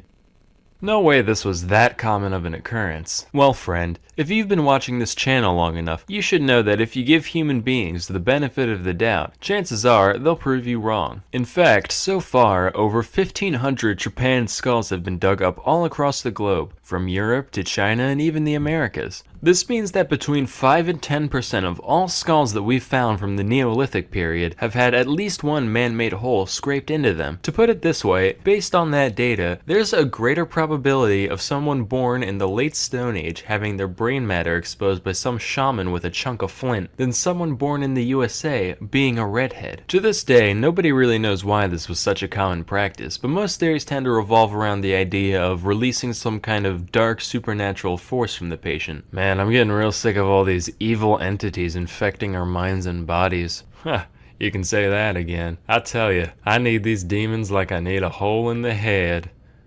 No, wait. Fast forward to 600 BC. Over in India, there lived a guy called Maharshi Susruta. Now, this guy was a medical mastermind. He wrote a treatise known as Susruta Samhita, which described countless different conditions, treatments, and yes, even surgeries. One of which is the first recorded instance of rhinoplasty. That means nose job. A hornbill's a type of bird. I'm here too. Anyway, here's how it's done according to Susruta. First, you get them plastered, obviously. Second, you use a leaf to measure out the part of the nose you want fixed. Then, you use the leaf to cut off a flap of skin from the cheek or forehead of the patient. This part's important though. You gotta remember to leave a little piece of it still attached. Otherwise, you just got a chunk of dirty dead face meat on your hands. Now, wherever you're looking to stick the new flesh on, you rub that part raw with a knife. Also, you're gonna want to stick 2 plant stalks in their nostrils so their nose keeps its proper shape. Slap the skin on, suture it, dust it with licorice powder for some reason, and cover it with cotton. Sesame oil should be regularly applied until the skin is fully healed. If you're like me, I already do that by default, so it shouldn't be an issue. Finally, at long last, your sniffer is reborn. Don't worry, you still look like a freak.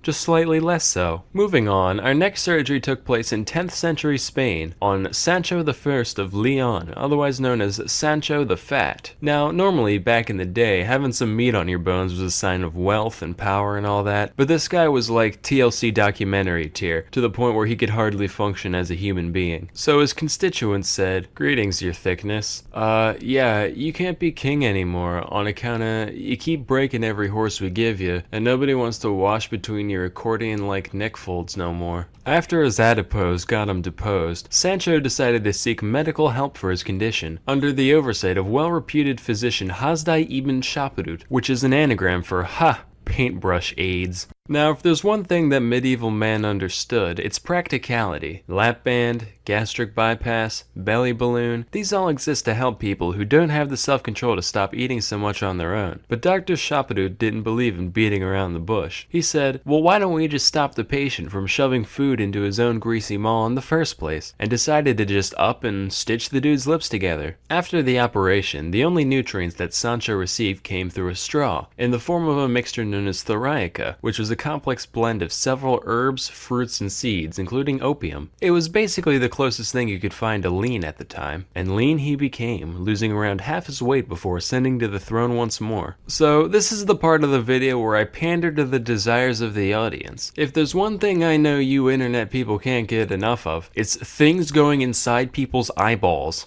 Let's talk about cataract surgery. The art of dealing with people's clouded lenses has been around for millennia, believe it or not. That Susruta guy from earlier actually talked about the most common procedure for cataracts for most of civilized history, which is known as the couching method. Couching is done by taking a sharp object like a needle or a thorn, and ever so gently stabbing their eye hole at weird angles until the lens moves out of the way. No lasers, no sedatives, no paralytics, just a rusty old pin and some elbow grease, the way God intended. The majority of the time, this operation didn't work, usually just damaging the already blind eye irreparably. Shocker, right? And even if it did go as planned, you still, didn't have a lens in your eye, so you essentially went from, I can't tell if I'm dead or not, to, ah yes, it is quite yellow out today. By God, something moved somewhere. A slightly more refined version of this operation is the suction method, which dates back to at least the 10th century AD, if not older. This procedure is described as requiring, quote, a large incision in the eye, a hollow needle, and an assistant with an extraordinary lung capacity. Though this reads like the setup to the world's most horrifying party trick, it's actually the bare minimum number of tools needed to completely extract the lens from the eye. In case you didn't pick up on how, here's a diagram. This method generally saw a greater success rate and fewer complications than its non-extracting counterpart, so hopefully you can sleep well tonight knowing that the number of human beings who have sucked a piece of somebody's living eyeball through a straw is above zero. Anywho, let's all just be thankful that we live in an era where procedures like these are a thing of the past. Now remember kids, even though the surgeries I described here do sound pretty easy to pull off, please don't try them at home. But if you do, please put it on LiveLeak afterwards. Anyway, till next time, I'm Sam and Nella, and watch you for thanking. Wait, shit, I meant... Hey kids, let's talk about babies for a second. Now I think we can all agree, generally, babies suck at most things, either literally or figuratively. They have almost no life skills whatsoever. However, as it turns out, babies do actually have some traits that make them superior to adults in certain isolated aspects. In this video, I'm going to tell you guys about a few. First is the baby's non-drowning reflex. If babies under the age of 6 months are put underwater, they'll instinctively hold their breath. Additionally, their heartbeat begins to slow down as soon as they're submerged, which allows them to use much less oxygen and, as a result, stay alive much longer than the average person. As we all know, babies get themselves into bad situations all the time. Soon as your back is turned, they're off trying to lick another socket or whatever. So this reflex probably evolved from back in the day, right? Mom's off picking berries, baby wanders off, ends up in the middle of a lake, and somehow this whole reflex thing gives the village more time to, go get a raft and fish them out. Next is a baby's grip. They're able to support their entire body weight with just one hand, which is more than a lot of adults can do. Of course, it's kind of cheating because they only weigh as much as a baby, but it's still kind of impressive. This trait is shared by apes, whose babies instinctively cling on to the backs of their mothers. So that way, if she gets a little courageous swinging from branch to branch, the baby doesn't just go flying. Anyway, because of this, it's speculated that babies actually got their firm grasp from our ape ancestors millions of years ago. And it's only a bit later in life when your genetics go, oh yeah, legs neat, and ditch the whole grabby thing. Next, babies are also very seductive. Not in the sense of like strutting around in thigh highs, making dudes' eyes bulge. Not that seductive, but just in the sense of, hey, I like looking at this thing. We should keep it alive for a while. Here's an example. If people saw a 5-year-old on the streets rolling around in a pile of its own shit, they'd be like, ugh, what a scumbag. But if an infant did it, people would still be like, oh man, little guy, I want to take you home, clean you up,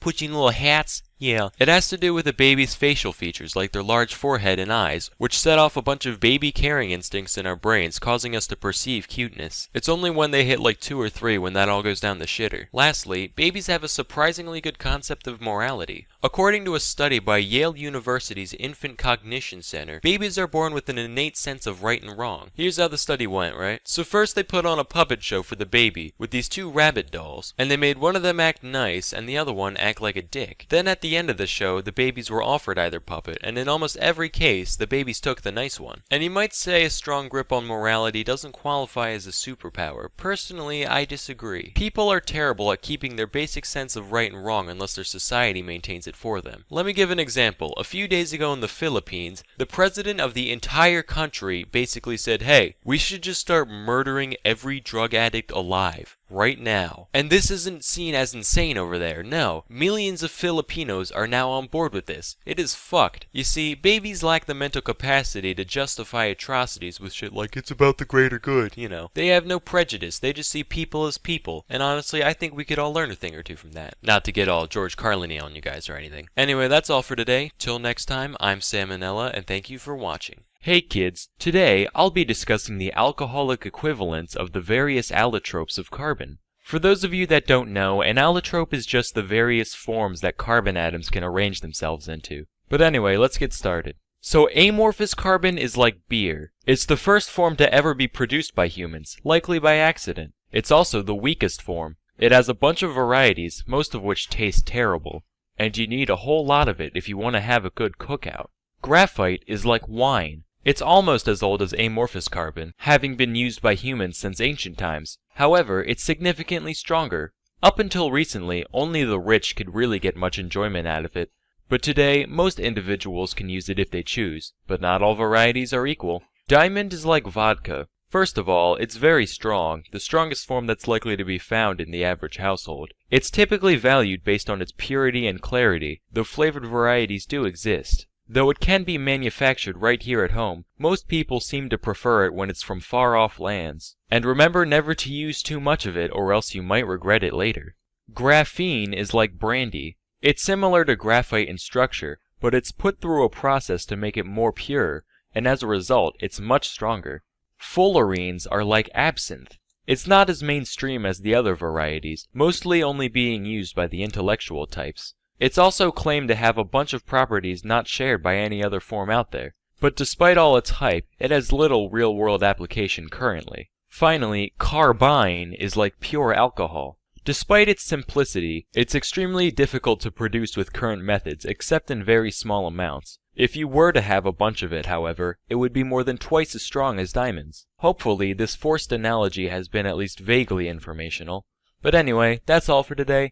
I'm Sam Nella, and thank you for watching. Hey kids, from clubbing seals to inventing new compound nouns for snow, nobody knows how to kick it quite like the Inuit. Of course, if you're a close-minded tree dweller like me, you might initially think that they can't be that good at storytelling, given that they only know about like 6 things. But that's not true. They've actually got an incredibly complex and fascinating oral tradition. You could ask one about it, there's plenty of these guys around today, but they've got Jesus and microwaves and shit, and that's boring. We want to talk about the stuff from before missionaries came and sent their miserable way of life to a farm upstate. So instead, let a 20-year-old college kid who's never lived outside of Delaware tell you all about it. Obvious disclaimer, Inuits are super diverse. Calling a caribou Inuit a copper Inuit is like calling a copper caribou a caribou caribou. Sure, they both look the same from far away, but when a thunderstorm hits, you better know which one to hide under. As such, while most of the following can be applied in broad terms to most Inuits, the little details come from a variety of subcultures that don't necessarily represent the whole. Got it? Swank. Now, a lot of the world's faiths are centered around bringing people together and inspiring them with stories and images of the divine, so as to give them a wider sense of purpose here on Earth. That's all well and good, but that whole search for greater meaning thing only really comes into play once your original purpose of making sure you don't die is pretty much figured out. Not so for the Inuit. You see, it ain't so easy living in a place where plants can't grow and being naked for an hour means certain death. As such, their beliefs were a little more practical, being more so geared towards fostering the paranoid levels of fear required to survive in such a hostile environment. For example, the Inuit believed that everyone has a sort of life force or soul, what they called anirnik, and like plenty of religions, they believed it lived on after death and could meddle in the world of mortals. But while most cultures regard animals as being spiritually inferior meat puppets, to the Inuits, a creature's soul is just as powerful and vengeful as that of a person. And like I said, up there in the Arctic, not much greenery in the scenery, so they basically had no choice but to devour nothing but souls every single day. And wouldn't you know it, souls don't much care for getting ate. So the Inuit made sure to follow a complex set of guidelines on how to placate their prey in the afterlife, lest the pissed off ghost of that Arctic tern whispers sweet nothings into a polar bear's ears and turns your whole village into a big Japanese flag by sunrise. Here's a few. If you kill something, make sure you eat it all. Just as an American who doesn't clean his plate doesn't get dessert, an Inuit who doesn't eat all his walrus doesn't get any more walrus.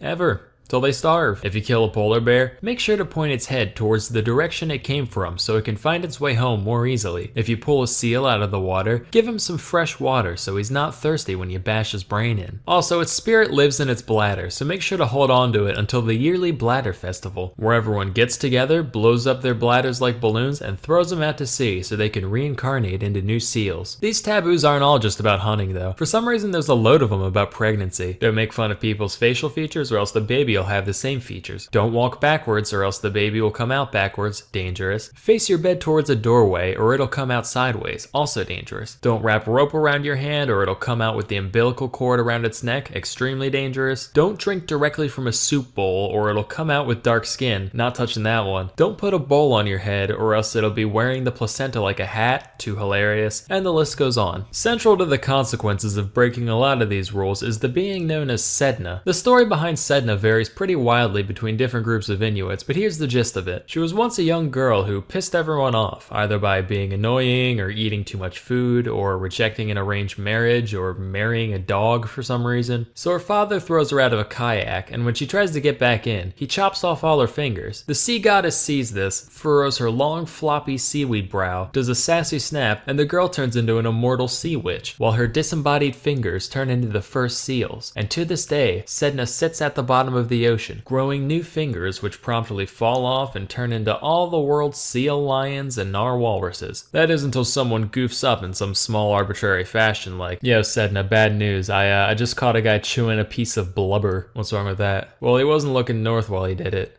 Are you fucking kidding me? In his defense, he was standing right on the pole, so he literally couldn't look anywhere but south. He could have moved! That's it! No more fingy foods for 3 moons! Another fun creation myth is how the moon and sun came to be. So long ago, there were these 2 siblings named Melina and Aningin. The 2 got along just fine as kids, but as the 2 got older, they were put into their respective genders' living areas and saw each other less and less. Then one day, Aningin got the feeling that his lower nose was in dire need of some Eskimo kisses. So that night, he snuck into the women's lodge, saw his sister, thought, I pick that one, and proceeded to do, unspeakable things, technically becoming his own Eskimo brother. But it was too dark at the time for Melina to tell what happened. The next night, Ningin's like, "I'll fucking do it again." Only this time, Melina smears soot all over his face. So later, she goes over to the men's lodges, and who has crap all over his face but her brother? This makes her so mad that she cuts off her own breasts with a knife, puts them in a bowl, throws them at Ningin, and says, "If you enjoy me so much, then here, eat 'em. Go ahead, eat my disembodied, quivering titties." She runs off into the night with a torch, and Aningin is really remorseful or horny or something, so he chases after her with his own torch, and they end up running so fast that they took off like a plane into the sky, and Melina became the sun while Aningin became the moon. Excuse me, Mrs. Elder, if the sun and moon didn't exist yet, how did he do that stuff at night when there was no night? Now, some details of the story are tied into real-world phenomena. Some say that Aningin tripped and messed up his torch, which is why the moon is so dim. And the moon cycles are because he gets really skinny from chasing after her for so long. And the new moon is when he goes away for a few days to hunt seals so he can fatten back up. But here's the kicker. Nobody ever explains what the whole lopping off her tits part was supposed to represent. That's entirely just creative liberty. Just like, yes, that's why the sun doesn't have tits. Probably for the best it doesn't, otherwise half the population will be blind by now, and worse, it's the half that makes up 85% of my viewer base. So you know what? Thanks for slicing and dicing them tea towels, Melina. I kinda owe you my career. Anyway, that's all for today. Till next time, I'm Sam and Nella, and... Hey kid. Yeah, you. I just got off the phone with the big man upstairs.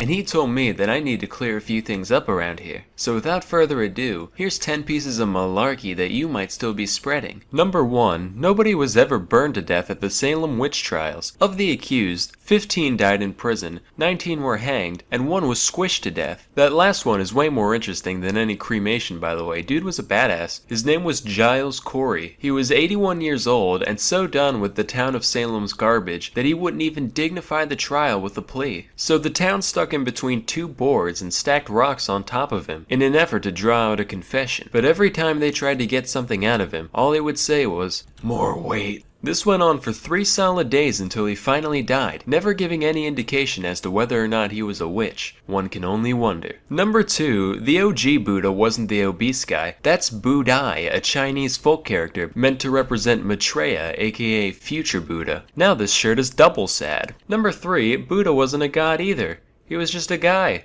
named Gautama. Now this shirt is triple sad. Number 4, ever heard of a vomitorium? Turns out no, it's not a place where Roman nobles would go to make room for more pheasant spleen and lobster eyelids. It's just a big entranceway to the coliseums that hordes of peasants would spew out of. Number 5, Washington never cut down a cherry tree in his youth. I don't get this one at all. Apparently it's supposed to paint the man in a good light somehow. It's like, Tyler, what the hell happened while we were gone? Where's the tree in the front yard? Oh yeah, that was me. Got bored. Just felt like vandalizing something, you know?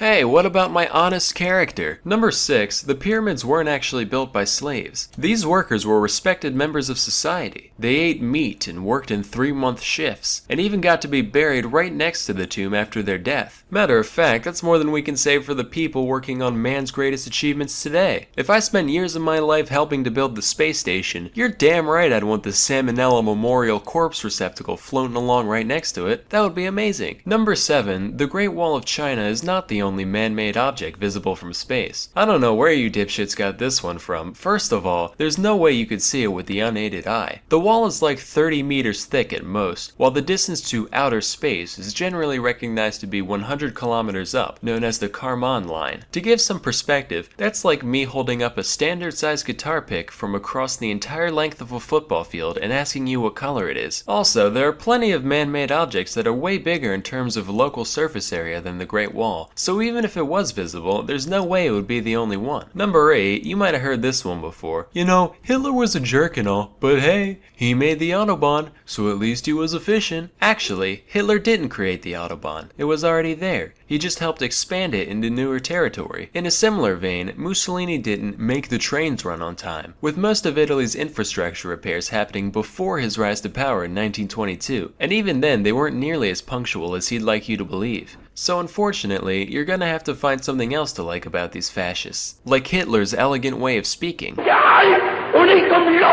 Or the way Mussolini says spaghetti.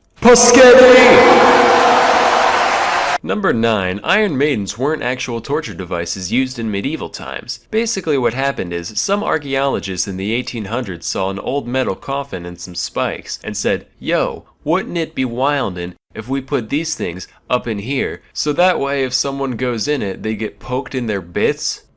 You are a sick man, Cornelius. I like it. Into the museum it goes. At least Iron Maiden was real. They were as real as it gets. Still are.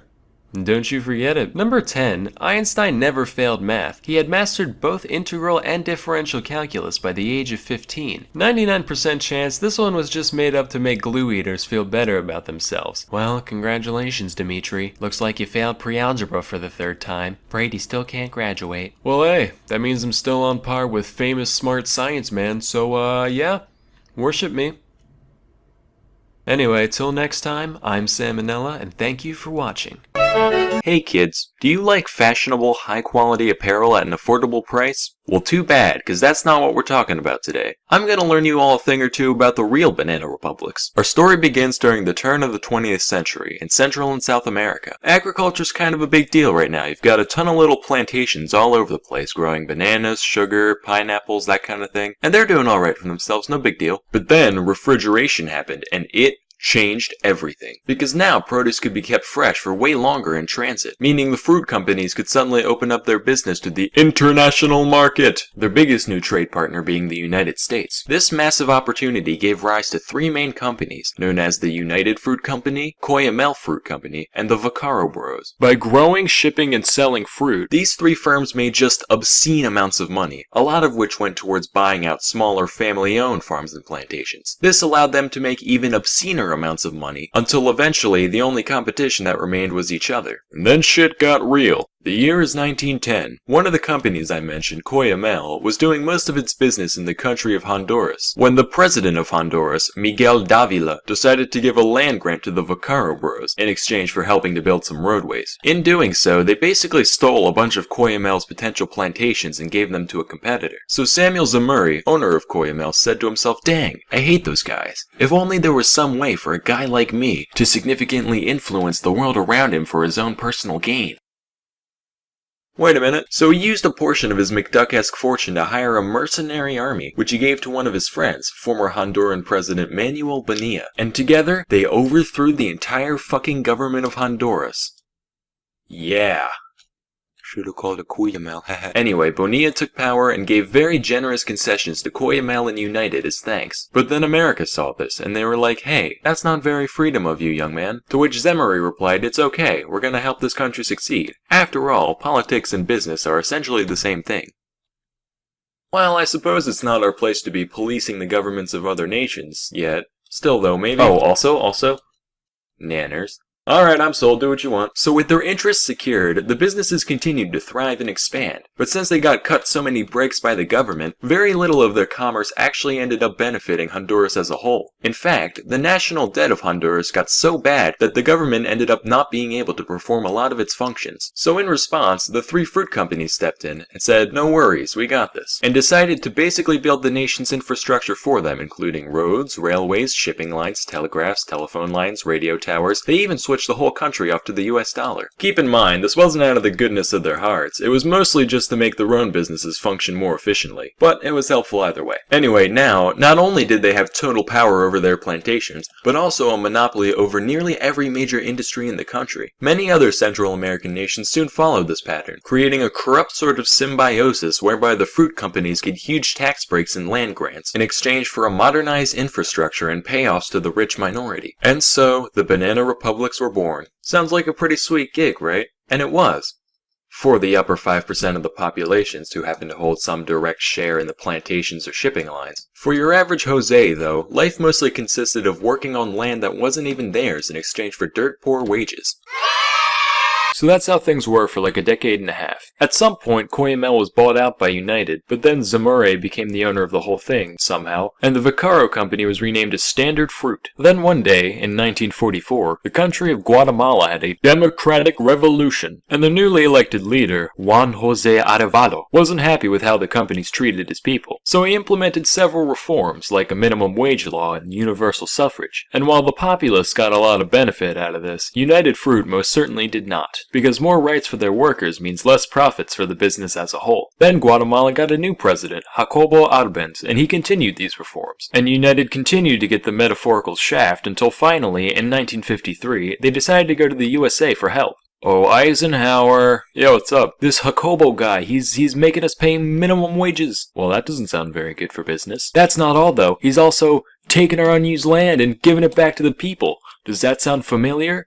Oh dear. You don't think. By the way it's looking, Dwight, I'd say he's a dirty, oh god, collectivizing, no, commie. Commie! Commie! Yeah, go get him, Dwight.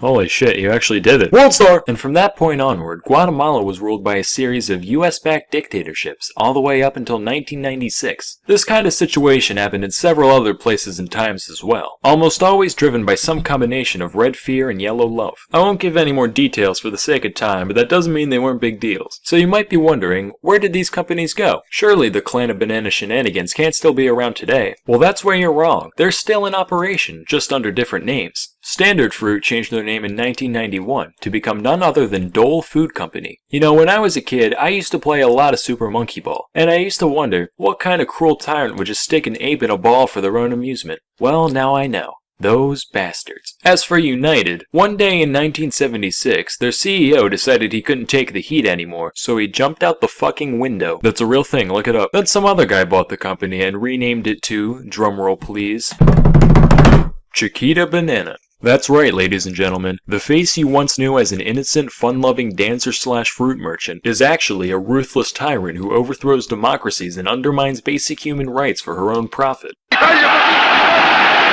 Anyway, that's all for today. Till next time, I'm Sam and Nella, and thank you for watching.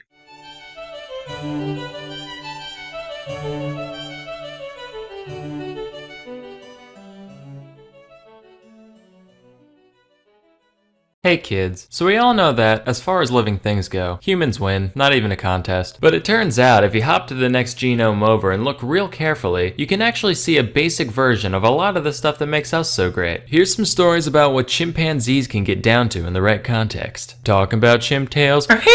Now, North Korea's Pyongyang Central Zoo has a colorful history, from its humble beginnings as literally just 50 badgers in a fence, to the parrot they taught to recite poetry praising Kim Il-sung, to being the only place in Pyongyang Pyongyang where you can look at a dog legally. It seems the only thing that's remained constant throughout this zoo's life is that it's fucking depressing. Fortunately, both workers and animals alike found ways to cope, one of which is smoking. Azalea the chimp is currently 13 years old and is one of the shining stars of Pyongyang Zoo, purely for her ability to burn through over a pack a day. Now, I like a good old-fashioned smoking chimp as much as the next guy, but whereas most zookeepers would probably try to talk her out of something so unhealthy, the North Korean ones actually gave her supplies, just like, feeling trapped, welcome to the club, pal. Her skills are actually pretty impressive. Not only can she use it later, but in a pinch, she also knows that old schoolyard trick of lighting one ciggy with the other. Just a shame that her mind wasn't put towards something a little more healthy or productive.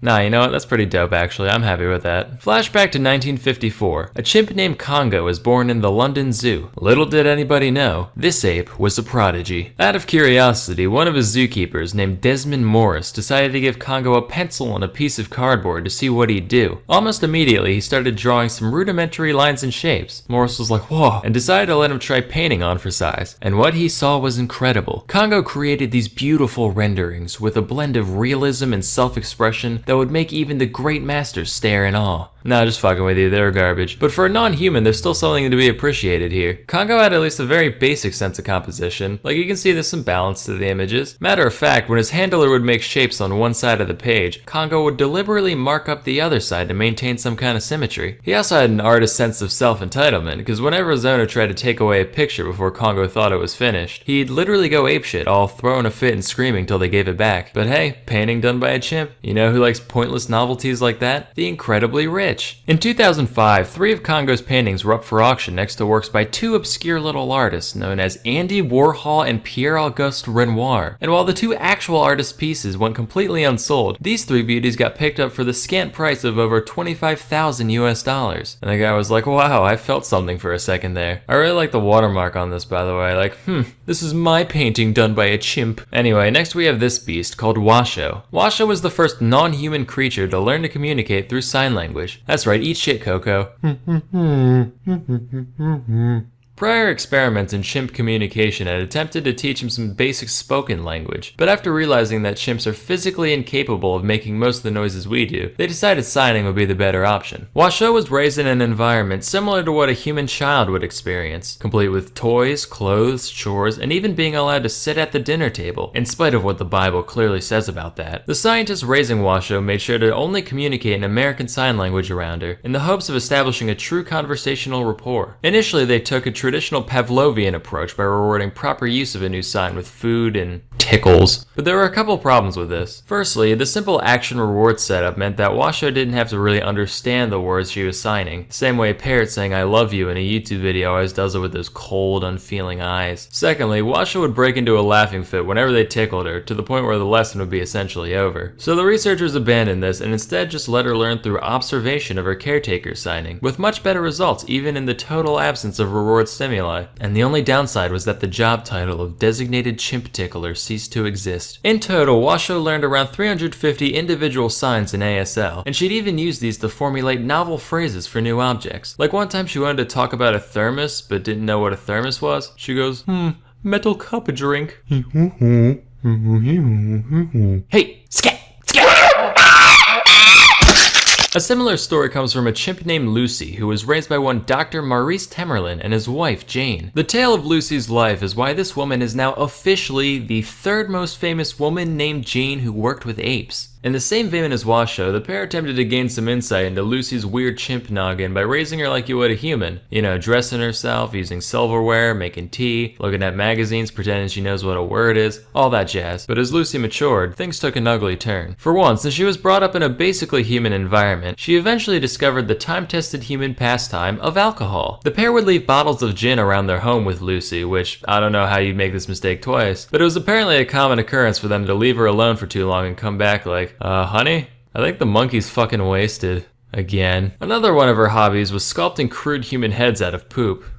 Her own poop, to be clear. They also left some copies of Playgirl magazine around for Lucy to flip through, which she became very fond of. So fond, in fact, that she was called multiple times, having relations with the vacuum cleaner. I don't understand the mechanics of it, because no source I found ever went into detail, and believe me, I wanted to know as much as you do. All I know is that, all things considered, some pretty exemplary tool use there. So the pair saw this and they were like, alright, we gotta get this chimp laid, and fast. But the problem was, Lucy was conversing with people, eating with people, flicking the old chimp bean to people. So it's not a stretch to think that Lucy thought she was people. So imagine you're people, and you get thrown into an enclosure with a full-grown, horny male chimp. You'd have a fucking panic attack. And that's just what Lucy did. As the years went on, Lucy got more and more violent, regularly trashing the place to get out the frustration of not being able to comprehend what was so fundamentally unnatural about her existence. Finally, the couple had enough and decided to take Lucy to a primate rehabilitation center in the Gambia, with the hopes that she could be forced to acclimate to primate life. She could barely cope with it at first, getting real depressed and hardly associating with the other apes. Which you'd be depressed too if you had to give up a life of American luxury complete with booze and vacuum fornicating to go live with chimps in the wild. But with the help of a graduate student named Janice, Lucy eventually came to accept her fate, and although she'd never mate with another of her kind, she ended up getting along with her troop well enough. About a year after leaving the rehab center, Janice came back to visit, and Lucy gave her a warm embrace before waddling back to the rest of the chimps. Aww.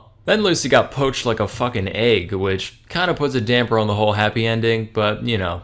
Whatever. Anyway, that's all for today. Till next time, I'm Sam and Nella, and I fell down the stairs this morning. Hey kids, if I learned anything from my middle school career, it's that what may seem like a good idea initially will often be remembered only as a foolish mistake. Here's a few pieces of technology from yesteryear that have since fallen into total obscurity. So I've always believed that there's no point in having many small things when you can have one big thing. Why have many shrimp when you can have one lobster? Why drink many glasses of milk when you can eat one udder? Why have many Cheez-Its when you can have one cheese them, patent pending? And why have many street lights when you can have one moonlight tower? These guys were real popular back in the 1880s and 90s, often standing at over 150 feet tall and illuminating several blocks from a single point. Not very well, mind you. Matter of fact, they were so dim, we didn't even have the conscience to just call them light towers. Had to go and stick the moon on the front so people didn't get their hopes up. But thanks to our good old friend, the inverse square law, you still needed a fuck ton of light to pull this off. So they used incredibly harsh and UV emitting arc lights instead of incandescent bulbs. All the light of the moon and all the vision damage of the sun? Talk about a win-win. Sadly, these beasts have fallen by the wayside over the past century or so, except for in Austin, apparently, but they use friendlier mercury vapor lamps in them, so they only get half points. Now, anyone who's been around a baby long enough knows they always have a cloud of ghoulish stench hovering around them. Jeez Louise, somebody better air out that musty little muskrat before grandma starts drooping again. You could stick him on the clothesline for a while, but knowing that little moron, I'm sure he'd find a way to hurt himself somehow. Introducing the baby cage. Finally, city dwellers all across the nation have a way of unleashing their postnatal funk on the unsuspecting passerby below. These were in vogue for a while before falling out of style a bit of the way into the 20th century, because apparently society started deeming babies more valuable than air conditioners. I don't really get it personally, but this is also around the time we started putting lead in gasoline, so it's probably for the best we kept them inside all day. Matter of fact, it's my firm belief that without kids growing up breathing lead, there's no way pet rocks would have taken off in the 70s. Wow, alienating baby boomers. He's so brave and controversial. Now, in the days between the Great War and the not as great but still pretty alright war, people were trying to find efficient means of detecting an incoming air attack. They climbed their nation's tallest mountains to seek the wisdom of their greatest elders, and the wise men said,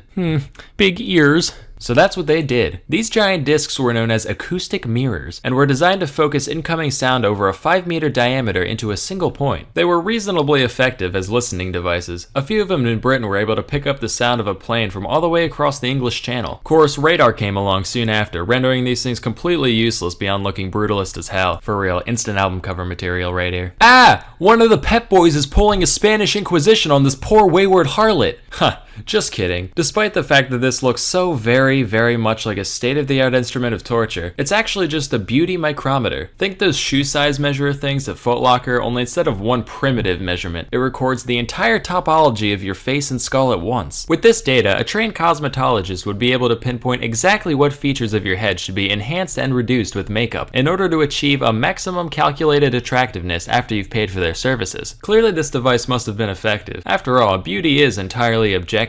What, eye of the beholder?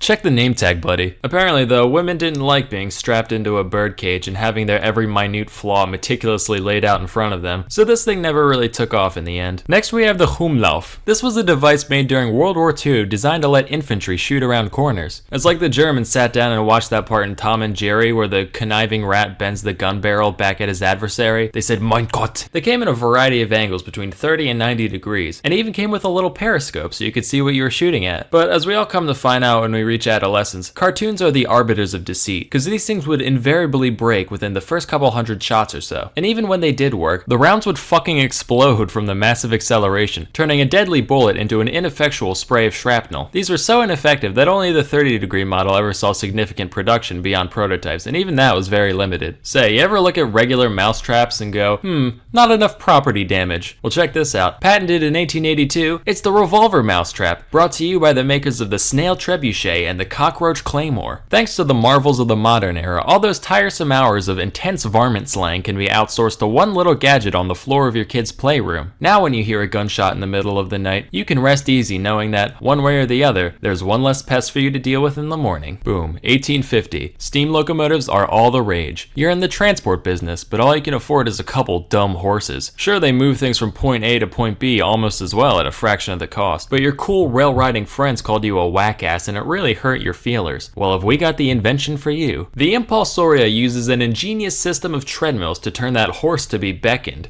into a force to be reckoned with. Sure, it's expensive as hell to make and limits your services entirely to railroads, but just look at it. Instant pussymobile. Slap some rims and a spoiler on that, you're laughing. This machine is recorded at having a maximum output of 2 to 4 horsepower, which sounds about right, and it didn't see much use outside a couple exhibitions. Now, if there's one hobby that people in the past enjoyed, it's smoking. Whoo boy did they like smoking. And with every great wholesome activity comes a million novelty items to go along with it. Everyone's seen the long cigarette, but how about the really long cigarette? Want to smoke in the rain? Here you go. Going snorkeling? Hey, you know what's more important than oxygen? Nicotine. But hey, wanna know the only thing better than a cigarette? 2 cigarettes. You know what? Fuck it. Have the whole pack. You earned it. Of course, if you're trying to cut back, you can always share it with a friend. Aw, how heartburning. Anyway, that's all for today. Till next time, I'm Sam and Nella, and check out this JPEG. Hey kids, time for another hot steamy load of knowledge dripping down your neck and chest. Today, we're gonna talk about the greatest mind to ever live. Nope, not him.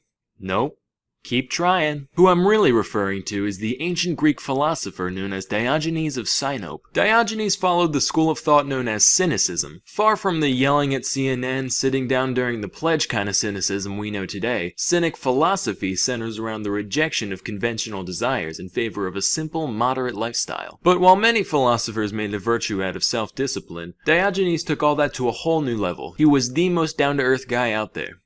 Literally, he lived on the ground, in a big tub in the marketplace where he'd beg for a living. For a while, his only possession was a wooden bowl, until one day he saw a child drinking out of his hands, and he was like, what do I need this shit for? Now, though his way of life and perspective was unique enough, it's the way Diogenes showed it that really set him apart from the rest. When someone today wants to go against society, they dye their hair blue and make a blog post about how there aren't any obese women of color in Super Smash Bros. On the other hand, when Diogenes has something to say, he just jerks off in public. Takes a dump in the amphitheater, pisses on passerby, whatever. The way he saw it, he was just performing much needed bodily functions while also protesting the superficiality of the civilization around him. Keep in mind, though he was an unwashed, publicly defecating homeless man, that's not all he was. His wit was easily on par with his philosophical contemporaries, and his lack of inhibition meant that everyone knew it. For example, here's an often pondered question of the day. How do you define a human in the simplest of terms possible? Plato decided to tackle this question, and he came up with featherless biped.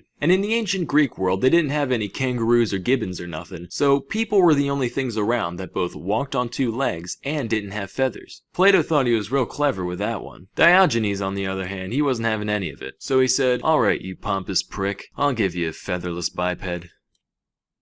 So, in reality, we do not learn, and what we call learning is only a process of recollection. Oh goddammit, not you again. What's up, fuckers? Hey, check out this person I found. Isn't it such a human? Look at him, wow. What a guy. Anyway, love to stay and chat, but I saw some trash outside that looked delicious. Smell you later, deliberator. Yes, my student? Yeah, what the fuck? Here's another anecdote. Macedonian King Alexander was a big fan of Diogenes, so he decided to pay him a visit. And he said, hey man, big fan. If there's any favor I can do for you, anything at all, just let me know, I'll make it happen. Now to put this into perspective, this is Alexander we're talking about. The guy who had his cousin straight up assassinated so he could take the throne. The guy who would later go on to conquer the majority of the civilized world. And you know what Diogenes says? He goes, yeah, you can do me a favor. Move over, you're in my light. Wow, I'm not even mad. You really are just a legend. Diogenes lived up to the ripe old age of 89. I don't know if that's a testament to his lifestyle or if he just got lucky, but either way, if there is a god, he definitely has a sense of humor. The exact cause of Diogenes' death varies depending on which source you look at. Some say he died from an infected dog bite. Others say it was from eating raw octopus. My favorite theory is that one day he just got tired of living, and he just held his breath till he died. He left behind instructions on what to do with his body after he passed. Now, when people think of special post-mortem instructions like these, they usually think, scatter my ashes at 6:53 a.m. off the western face of Mount Rainier using my grandfather's favorite ladle. None of that with Diogenes. He kept it simple. In the words of Danny DeVito, when I'm dead, just throw me in the trash. Specifically, he wanted his body tossed into the wild so animals could feast on him, thereby giving back to the earth what little he took from it. So kids, moral of the story, don't judge a book by its cover. The man who appears to be nothing more than a shit-smeared babbling vagrant could actually be the wisest man you'll ever meet. Or he could really just be a raving fucking lunatic. Bring a knife, just in case. Anyway, till next time, I'm Sam and Nella, and thank you for watching. Hey kids, the human spirit is a very powerful thing. With the right temperament, it can allow us to survive things you wouldn't believe. However, some people are stronger than others. For example, I've never so much as broken a bone in my life. Haven't been hospitalized since that first time 20 years ago. So I'm like 90% certain if I'm ever forced to dance with death, my soul's pussying out to the great beyond first thing. On the other end of the spectrum, you got guys like Phineas Gage. Gage was a 25-year-old railroad worker in mid-19th century Vermont. He and his crew were busy gang blasting rock to prepare the roadbed for a newly planned route. This involves a big hole being drilled into the ground, filled with gunpowder, and packed down using a tamping iron. Well, being the gentleman and scholar that he is, Gage decides to lean forward and look directly into the hole, right? Now, the first rule of gun safety is to never look down the front of a gun. Everyone knows that. Gage basically just turned the earth into a gun and decided to put his head right in front of its gaping barrel, and wouldn't you know it, the powder goes off.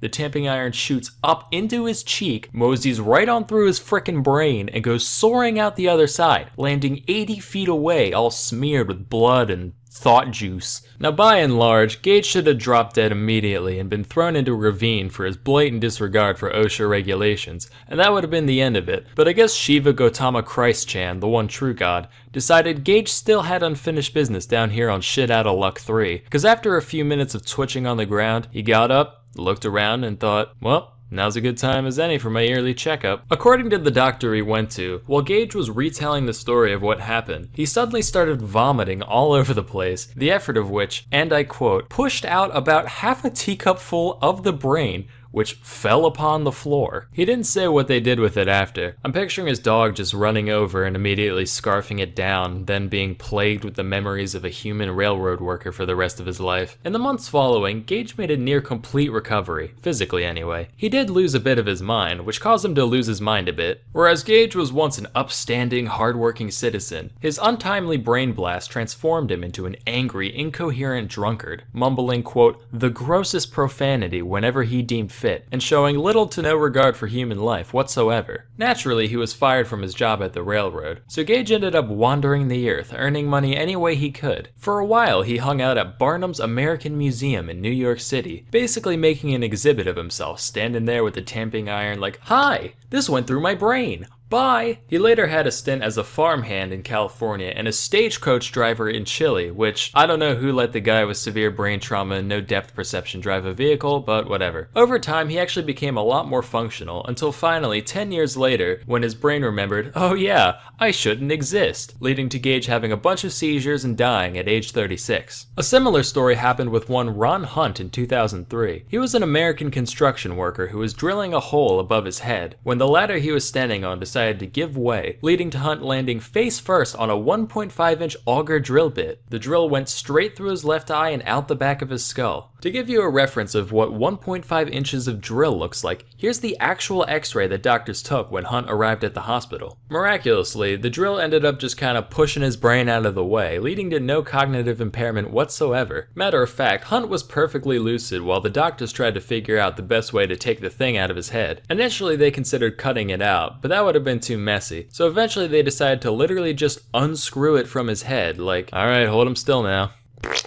Oh, you fucking MILF. Lefty Lucy. Does that mean the top or the bottom? What? It's a rotating circle. And, okay, you hold on for 1 sec. Look, one way the top goes left, one way the bottom. So which?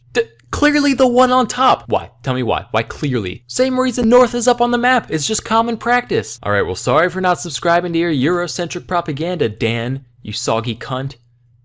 Anyway, what were we doing? If you think Hunt was just a little too lucky with his incident, don't worry. According to Snopes, he was self-employed and didn't have insurance, so while the accident didn't ruin his life, you can sleep easy knowing that hundreds of thousands of dollars of medical bills and rehabilitation costs probably did. Our next tale revolves around Greg Rasmussen, a British-born animal conservationist who was studying wildlife in Zimbabwe. One day, he got reports of a highly endangered rhino being spotted in the area, so Greg took to the skies in a single-passenger plane to track the beast. Fate was looking down at Greg that day, and after a moment, it said, "No, rhino must die." And a huge gust of wind came out of nowhere, sending Greg into a tailspin, crash landing right in the middle of the untamed African bush. When Greg woke up, he found that his legs looked like used up tubes of toothpaste, so he was essentially trapped right where he was. Arguably worse than that was the fact that Greg was dehydrated before he even took off, hoping to get water at his destination. And just when things looked like they couldn't get any worse, they got worse. A group of elephants showed up and started harassing and straight up stampeding at Greg. With no other option, he starts banging on the wreckage as hard as he could. The elephants went, "Ha!" and decided to leave him alone. He was also approached by a pack of hyenas and actual lionesses on the hunt. But fortunately, animals are all morons, so the same trick worked on them too. Greg spent an entire day and night pinned under the wreckage, fighting off wildlife, severe dehydration, and extreme temperatures before finally being rescued the next morning. Incredibly, after over 100 operations, doctors managed to get Greggy's leggies up and running again. Although he was now 3 inches shorter, which is probably for the best, because now they can just stick the keys to the plane on top of the fridge so he never has another incident like this again. That's all for today. Till next time, I'm Sam and Nella, and thank you for watching. Hey kids, today I'm going to talk about the Great Emu War. So here's what happened, right? Our story begins in Australia, home of the upside down whopper. The year is 1932. A very large chunk of the country's population lives on homesteads, just putting seeds in the ground and waiting for food to show up, you know. But their lives are hard. Firstly, Australian soil kind of blows. It's pretty terrible for farming. Like on a scale from Margaret Thatcher's corpse to Octomom, Australia's soil is a solid Hillary Clinton in fertility. Secondly, the whole Great Depression thing's going on, which automatically makes everything suck worse. And third, and possibly most important, is the emu infestation. These gangly dill holes were all over the place, just walking on crops and crapping on crops and crapping on walks and cropping on craps and crabbing on docks and captain on the rocks. You get the idea. So the government evaluated the situation. They were like, well, let's see, let's weigh our options here. As a government, we could start spending even more money to secure the welfare of our citizens through this socioeconomic crisis. Money that we barely even have. Or, alternatively, we could just start fucking slaughtering emus, so at least it looks like we're helping. So that's what they did. Major G.P.W. Meredith of the Australian military was put in command of the operation, and he had a total of 2 soldiers at his disposal, each of which had a light machine gun. Additionally, the pair was given a total of 10,000 rounds of ammunition to be spent on taking out emus. So on paper that sounds like a piece of cake. They're basically just big turkeys on stilts, so how hard could it be? Well, apparently, pretty frickin' hard. Let me learn you kids a thing or two about emus. First of all, emus are tough as hell. Their bodies are basically like meat-laden tanks. They can definitely take a bullet or 3 and still keep running long enough to get away. Secondly, these fuckers have tactics. Like guerrilla warfare, it ain't got shit on emu warfare. They start out in a big herd or flock or pod, I don't really know, let me Google it. Okay, a group of emus is technically called a mob, so you got a big mob of emus, right? And as soon as they sense danger, they break up into a bunch of little mobs and start scattering in every direction. So if you're spraying them down with a machine gun, you can't just whip it around all over the place. You have to focus your fire on one group at a time, meaning most of the others could get away pretty easily. I don't know if they had like a huddle beforehand or if this is just some coincidental product from their ridiculous bird minds, but it was effective either way. So between these two things, taking out the emus ended up being a huge struggle. Here's the story on what happened. So the crew went out in search of emus. The first time they found a mob, they started shooting before the guns were in range, so most of the emus got away. The second time, they waited until the emus were closer, but then the gun jammed, so most of the emus got away. And this sort of pattern went on for a while. At one point, they tried getting on the back of a truck first so they could chase down the mob, but the truck wasn't fast enough to catch up, and the ride was so bumpy that they couldn't aim properly, so most of the emus got away. By the time they got a fourth of the way through their ammo, after 2,500 shots, only 300 or so had been killed, which is tiny compared to the 20,000 birds said to be roaming the outback. At this point, they were like, alright, if I have to look at one more of these Jimmy-legged big bird wannabes, I'm gonna start screaming, so you know what? Fuck it. Let the farmers handle it. Then the farmers were like, hey jackholes, we're still starving out here. You still haven't given us those subsidies you promised. We had to feed the kids fucking dingo meat, which, you know, it's a nice change of pace to have the kids eating the dingoes for once, but that's beside the point. Could you dicks keep at least trying to help us? Thanks.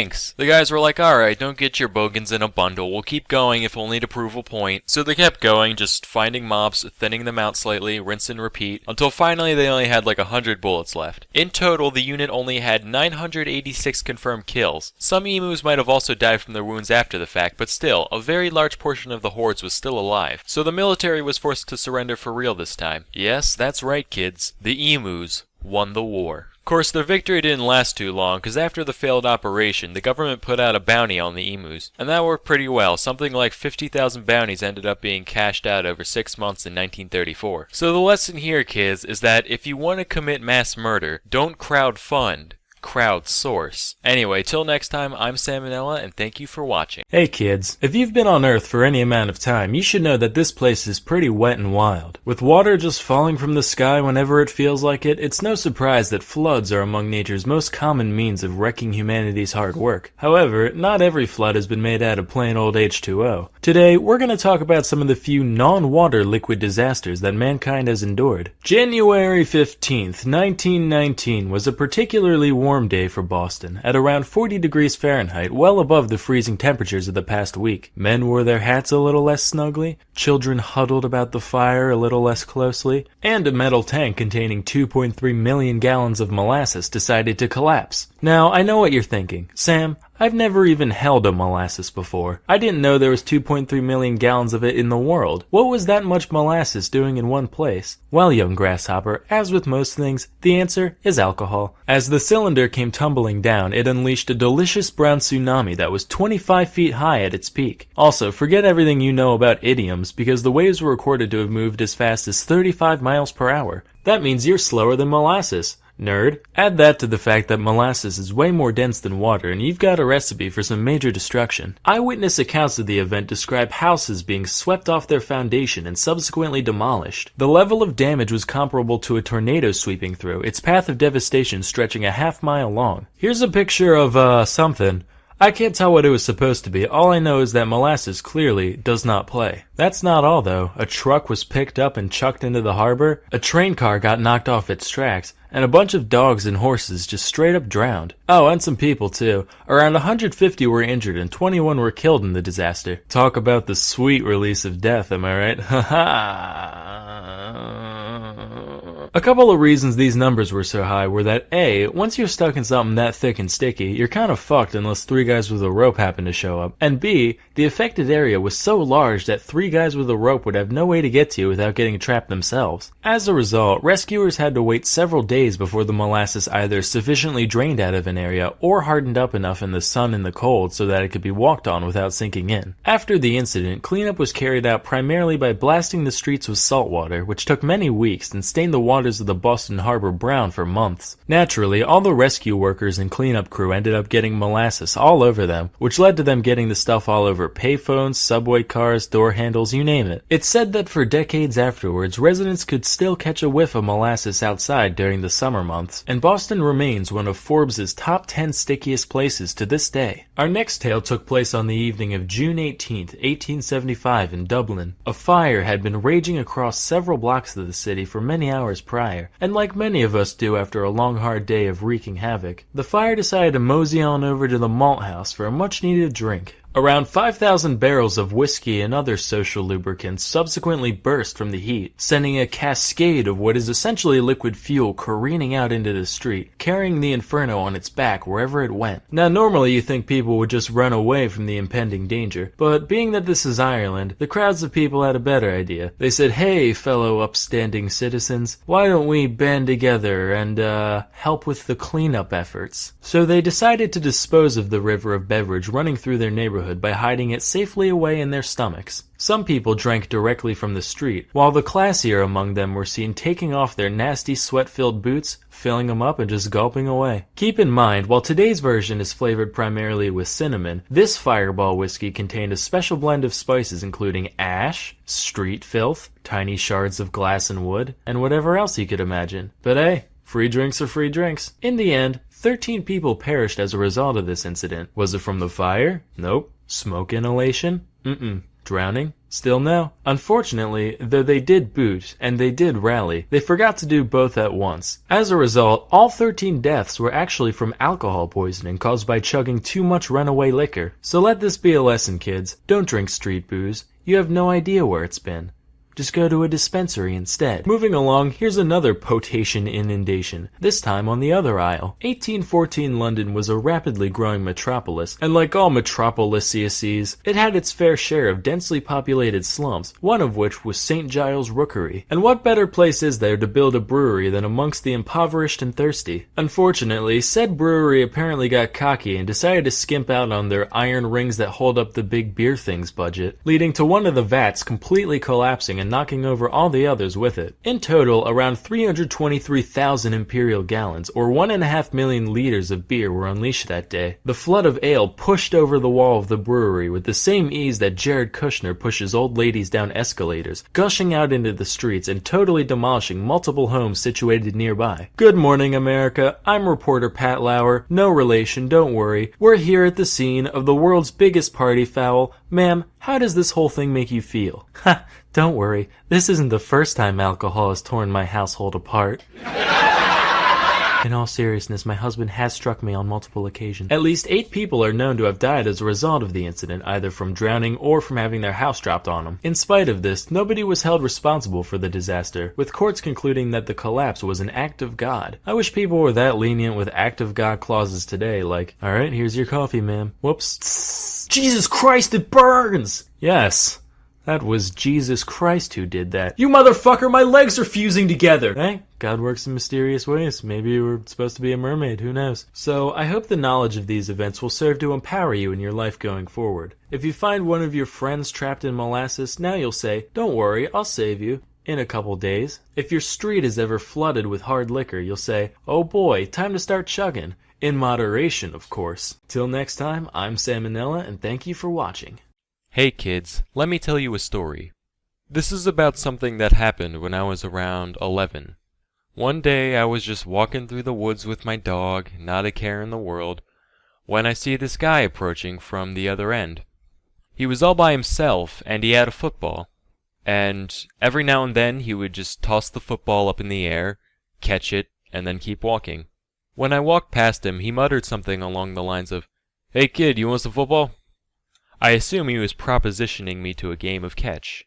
Or maybe he just didn't like that football very much, I'm not quite sure.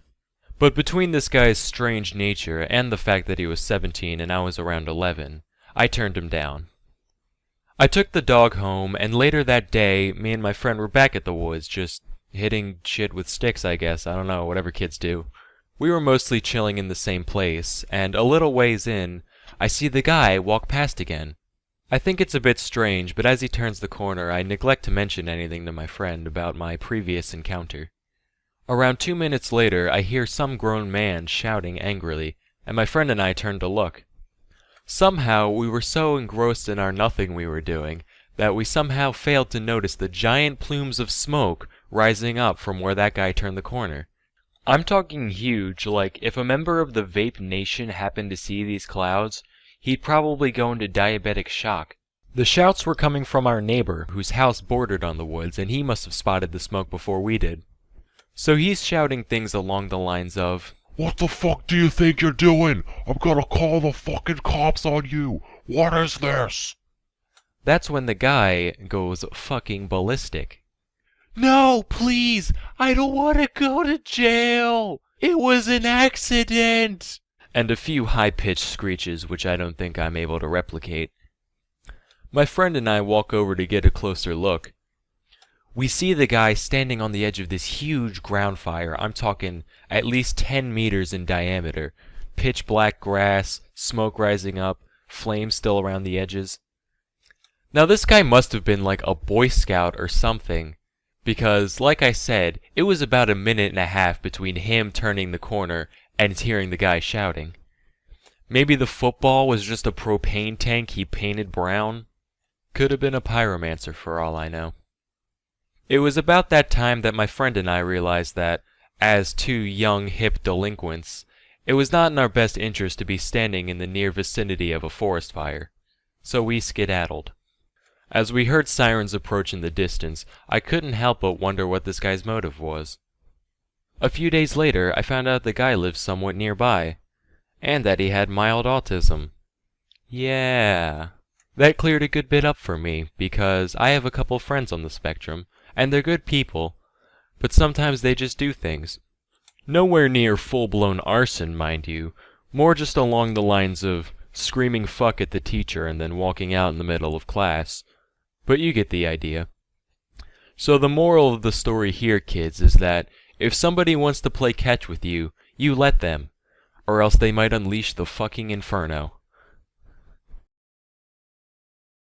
Hey kids, it's Misk Monday, so I'm going to tell you all a story from my childhood. I was in 5th grade at the time, about 10 or 11.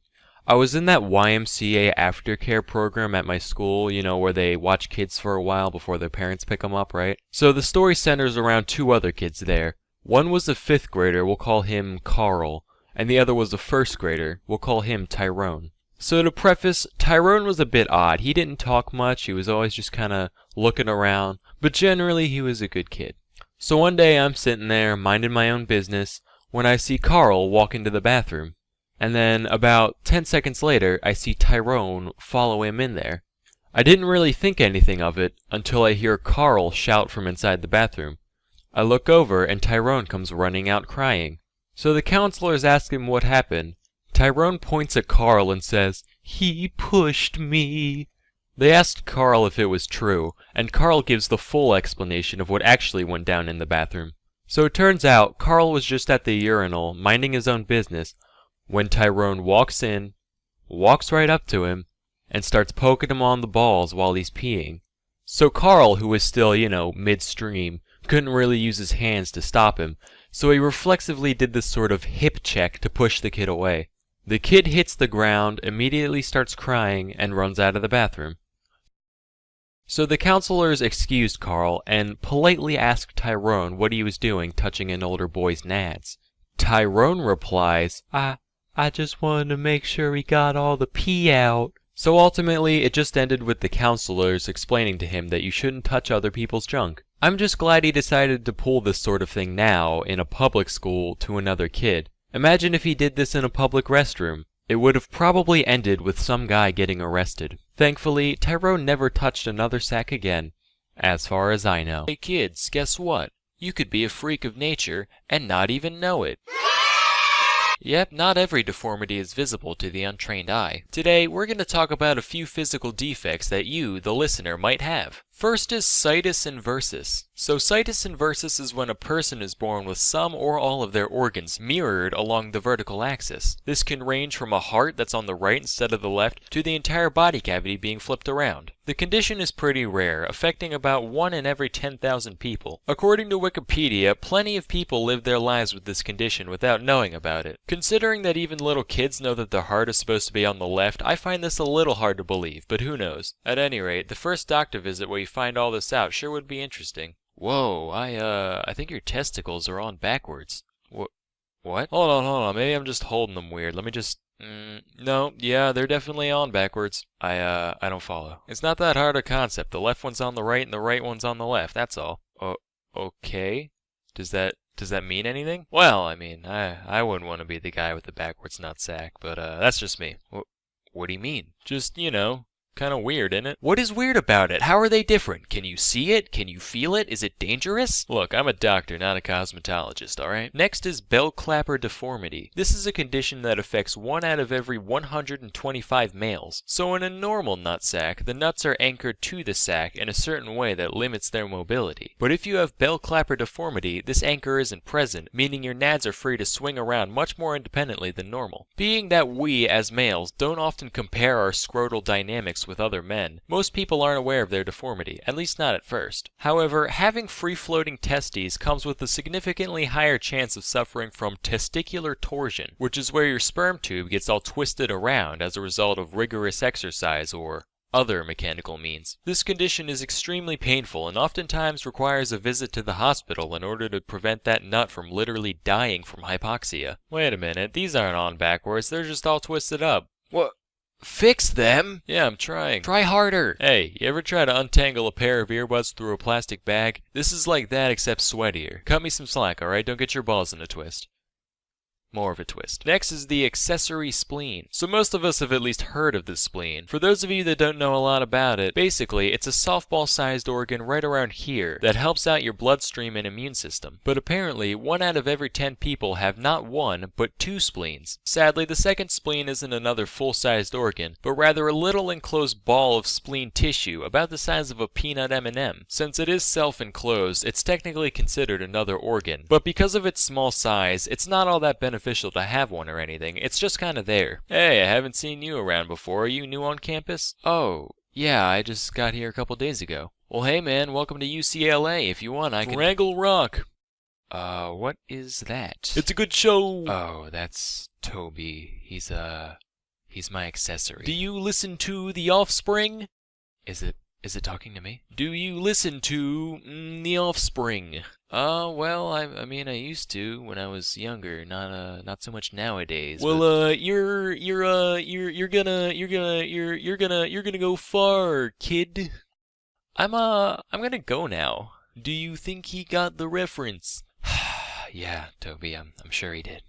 Finally, we have fetal alcohol spectrum disorder. The only reason I'm including this one is because of something that happened in health class during my freshman year of high school. Our teacher was telling us all about how you should never drink during pregnancy. She also said that between 2 and 5% of people in the United States have some form of FASD. Then she goes, looking around the room, I do see a couple people that have the distinguishing facial features. Not gonna name names, of course. And then she just continued on with her lesson as if she didn't just drop a huge bombshell on all of us. So needless to say, this scared the shit out of me. Cause although I consider myself a little bit on the intellectual side, for all I know, I could have been lined up to be the next Einstein, and then my would-be genius brain just got Jaeger bombed into a merely above average one. So as soon as I got home, I pulled up a chart that showed all the distinguishing facial features for FASD, and compared it in the mirror. Thankfully, my philtrum was distinct and my upper lip was plump, so I'm in the clear as I know now. Statistically speaking though, there's a good chance that at least a few of the moms of the people watching this video are not the angels that they make themselves out to be. So, food for thought. It really is a curse though, learning about this chart here, because the features are subtle enough that those who are affected still look normal to the average person. But once you're on the lookout for them, next thing you know, you're on Facebook, your friend posted pictures of her kid, all the comments are like, oh my god, he's so cute, what a perfect little guy, and you're the only person there who knows otherwise. Anyway, that's all for today. Till next time, I'm Sam and Nella, and thank you for watching. Hey kids, it's Wildlife Wednesday, so I'm gonna teach you about the shrike. So the shrike's a bird, right? Looks like this. Cute, right? Wrong. Turns out you're gazing into the eyes of a cold-blooded psychopath. Don't believe me? Let me tell you about it. First off, notice how the name Shrike is like a combination of shit and spike. And already you've got a pretty good concept of what the Shrike's all about. So this is how it goes. Shrike sees prey. Shrike uses its foot spikes to grab the prey. Prey says shit. Shrike finds another spike. Shrike fucking impales its prey on the spike. Prey says shit. Shrike eats prey off of spike like some kind of hell kebab. Shrike turns prey into shit. And finally, Shrike uses the spike to clean the shit off its asshole. And the circle of life continues. Still don't believe me? Here's a picture. If that isn't some Silence of the Lambs shit, I don't know what is. I can only imagine what it does after it gets home. Would you fuck me? I'd fuck me. I'd fuck me hard. Thankfully, the Shrike is small enough to fit in the palm of the hand, so we're safe for now, as long as there aren't any teacup poodle conventions in town. However, the impalement is considered basic tool use, which is a sign of higher level cognitive thinking in animals. So while we're in the clear now, this guy could get even more devious as evolution progresses. 1,000 years from now, they're figuring out how to sprinkle spikes on the road to pop tires. Watch where you walking. Also, who knows how the Shrike's sociopathic DNA could be manipulated? Imagine like a bunch of Al-Qaeda biologists weaponizing the Shrike. We will breed it with their national bird. Those American pig dogs will never see it coming. But Abdul, what will we call this new creature?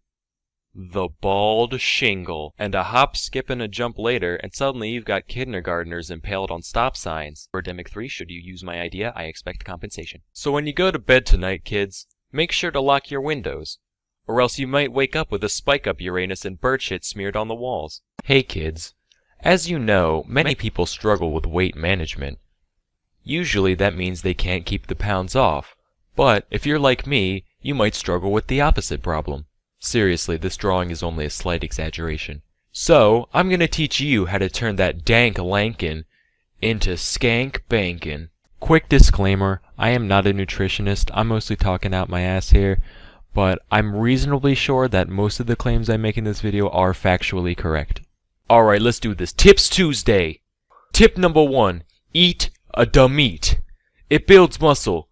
You know why? 'Cause it is muscle. I'm talking the beef, the pork, the chickie. It's all good. There is no better source of dense protein out there. Tip number 2, peanut butter. Any nutritionist can tell you that a balance of carbohydrates, proteins, and fats is necessary for a healthy diet. Peanut butter is that balance. Very calorie dense as well, about 90 in each tablespoon. You're gonna wanna opt for chunk style rather than smooth, as it is closer to raw peanuts. Tip number 3, no coffee.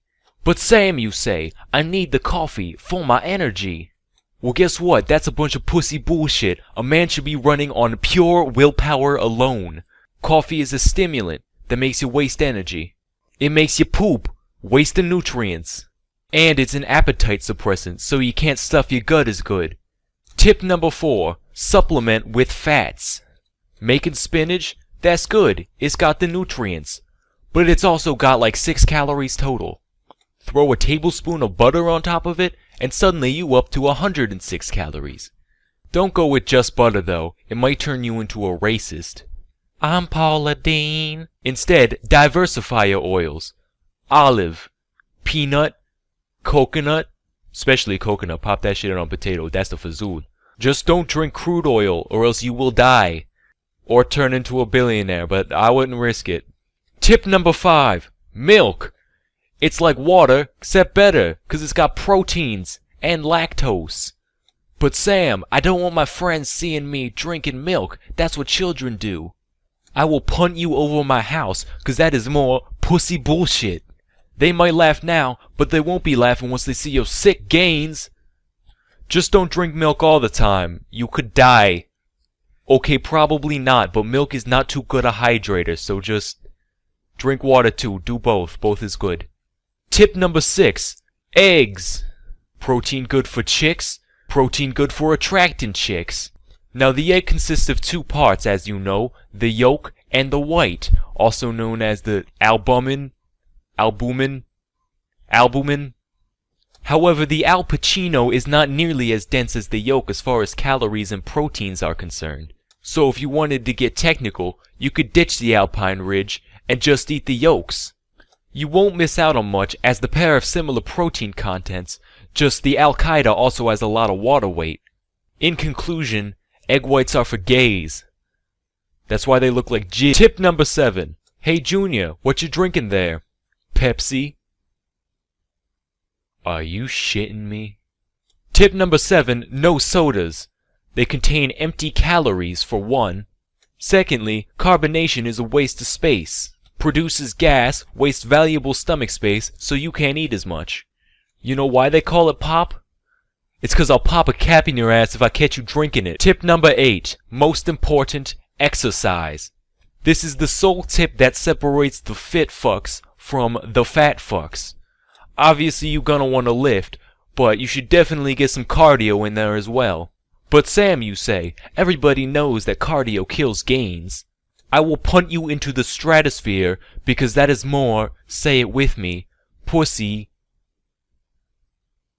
bullshit. Sure, an hour of jogging might lose you 400 calories, but you also get all of these benefits. So follow these tips and you'll be swole in no time.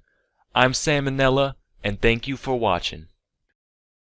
Hey Majors, so I'd like to start off with a little biology lesson. When a species finds itself living on an island, it can start to evolve in strange ways based on the different pressures applied by the new environment. This is called island syndrome, and while it can manifest in a lot of ways, the biggest driving force is often a lack of predators. For example, the dodo lost its ability to fly since there was nothing to flee from. The Saint Kilda field mouse got twice as big since it no longer had to hide. And with no one around to bully them, the Sardinians started putting maggots in their cheese. Meet kazumartsu, literal translation, rotten cheese. It's made by taking a perfectly good wheel of pecorino and letting a special type of fly lay eggs in it. The fly babies then work to partially digest the cheese, rendering it goopy and wet and maybe quite tasty and worm-filled. Now, cheese as a concept is already quite suspect. It's clotted milk that you fill with bacteria and mold and let sit for a while. But cheese is safe and delicious. Cheese is my friend. I trust cheese. So my guard would be down around kazumartsu. I've learned to look past a cheese's childhood. Strange upbringings are what give them their character. But it turns out, those maggots are still alive, and if you don't chew well enough, they can cause enteric myiasis, which is a fancy term for fly larvae living in your intestines. Symptoms are similar to food poisoning, except with the added psychic pain of knowing that, again, your bowels are full of squiggly new friends. It's for this reason that kazumartsu is banned in the EU and elsewhere. A black market still exists, which is wild, and it's not a small one. In 2019, the illicit kazumartsu trade was estimated to be worth 2 to 3 million euros annually. Personally, I would just do it prohibition style, like definitely don't put these fly eggs on this sumptuous wheel of pecorino. But if you do, you absolutely shouldn't keep it warm and damp for a week. But although it's traditional to leave the larvae alive when you eat your mag and cheese, some consumers still prefer them dead, shockingly. In that case, one puts the cheese in a sealed bag, and when the maggots run out of oxygen, they writhe around and fling themselves all over the place. This is heard as a distinct pitter-patter against the walls of the bag, and when the sound stops, the contents are ready to eat, like popcorn. Shark fin soup is one most of us have heard about already, mostly in reference to its effect on shark populations and the wastefulness that goes into making it. Until recently though, I never looked into the nature of the dish itself. I figured, right, the fins are just the only part of the shark worth eating. Big whoop, it's probably not much different from like swordfish. Apparently though, I had it backwards. Shark fins aren't even meat. They're made almost entirely of cartilage and collagen. They are the last part we should be eating. That's why it's only made into soup, because without being soaked in broth, it has zero flavor or nutritional value on its own. Their only redeeming quality is their unique mouthfeel due to how stringily the collagen grows, in structures called ceratotrichia. The texture has been described as somewhere between chewy and crunchy, which I find describes most things, actually. Other adjectives present on Wikipedia include snappy, gelatinous, and sinewy. The exact sensation of eating this substance remains a mystery to me, and the unintended side effect of all this research is that I now really want to try it. Like, it's a big trade. I've got to be the one that's wrong. There is imitation shark fin soup available, but I've already decided that it's not nearly as good, so I've come up with a compromise to this controversy. Everyone on Earth gets just one bite. Say there's 10 bites to a fin, 4 fins to a shark, 200 million sharks die, sure, a necessary casualty, but then we can end the practice forever. All done.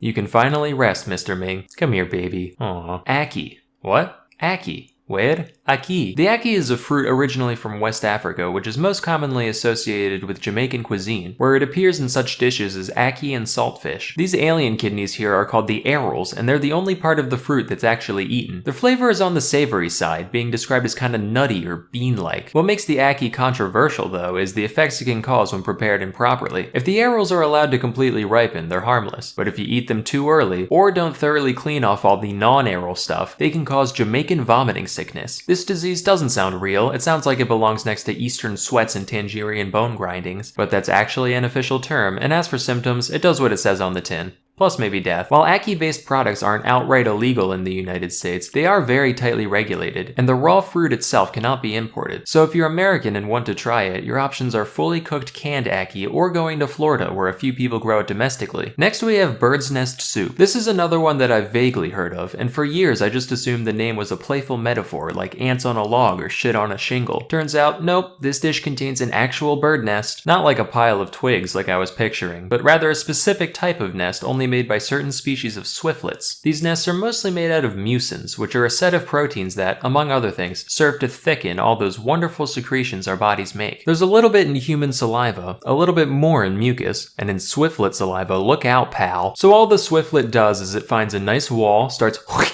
laying out fat strings of slobber, which dry, and eventually she's got a nice place to roost. That is, right up until some gourmand says, Today I crave bird spit. You can keep the eggs though. And they then reconstitute it back into its original gelatinous texture. Unfortunately, these nests can't enter the US since, believe it or not, eating bird saliva is a great way to catch bird flu. And now the time has come to speak of the ortolan. The ortolan is a kind of bunting, which is a sort of passerine, which is a type of bird. They're birds. Like many animals, they have a long history of being eaten by the French, but what separates the ortolan from your average squab or pheasant is the unique way in which it is prepared and eaten. They're typically caught with nets and kept in the dark, which causes them to overeat for some reason. Once it's about twice as fat, the entire bird is then thrown into a container of brandy, alive, and sealed in. While this serves to marinate the creature, it also drowns in the process, thereby killing one bird with no stones. The ortolan is then roasted, plucked, and presented whole to the consumer, who inserts the carcass into their mouth, feet first. As they chew, one hand continues holding the bird's head, while the other picks out the larger bones. This whole ritual is usually performed with a towel or large napkin over one's head. There's a few explanations for the purpose of the towel. Some say it's just there to keep the aromas in, while others say it's there to, quote, shield from God's eyes the shame of such a decadent and disgraceful act. Yeah, this one I'm okay with not trying, actually. Notable fans of this dish include, not joking, Bill Cosby and the guy who invented the lobotomy.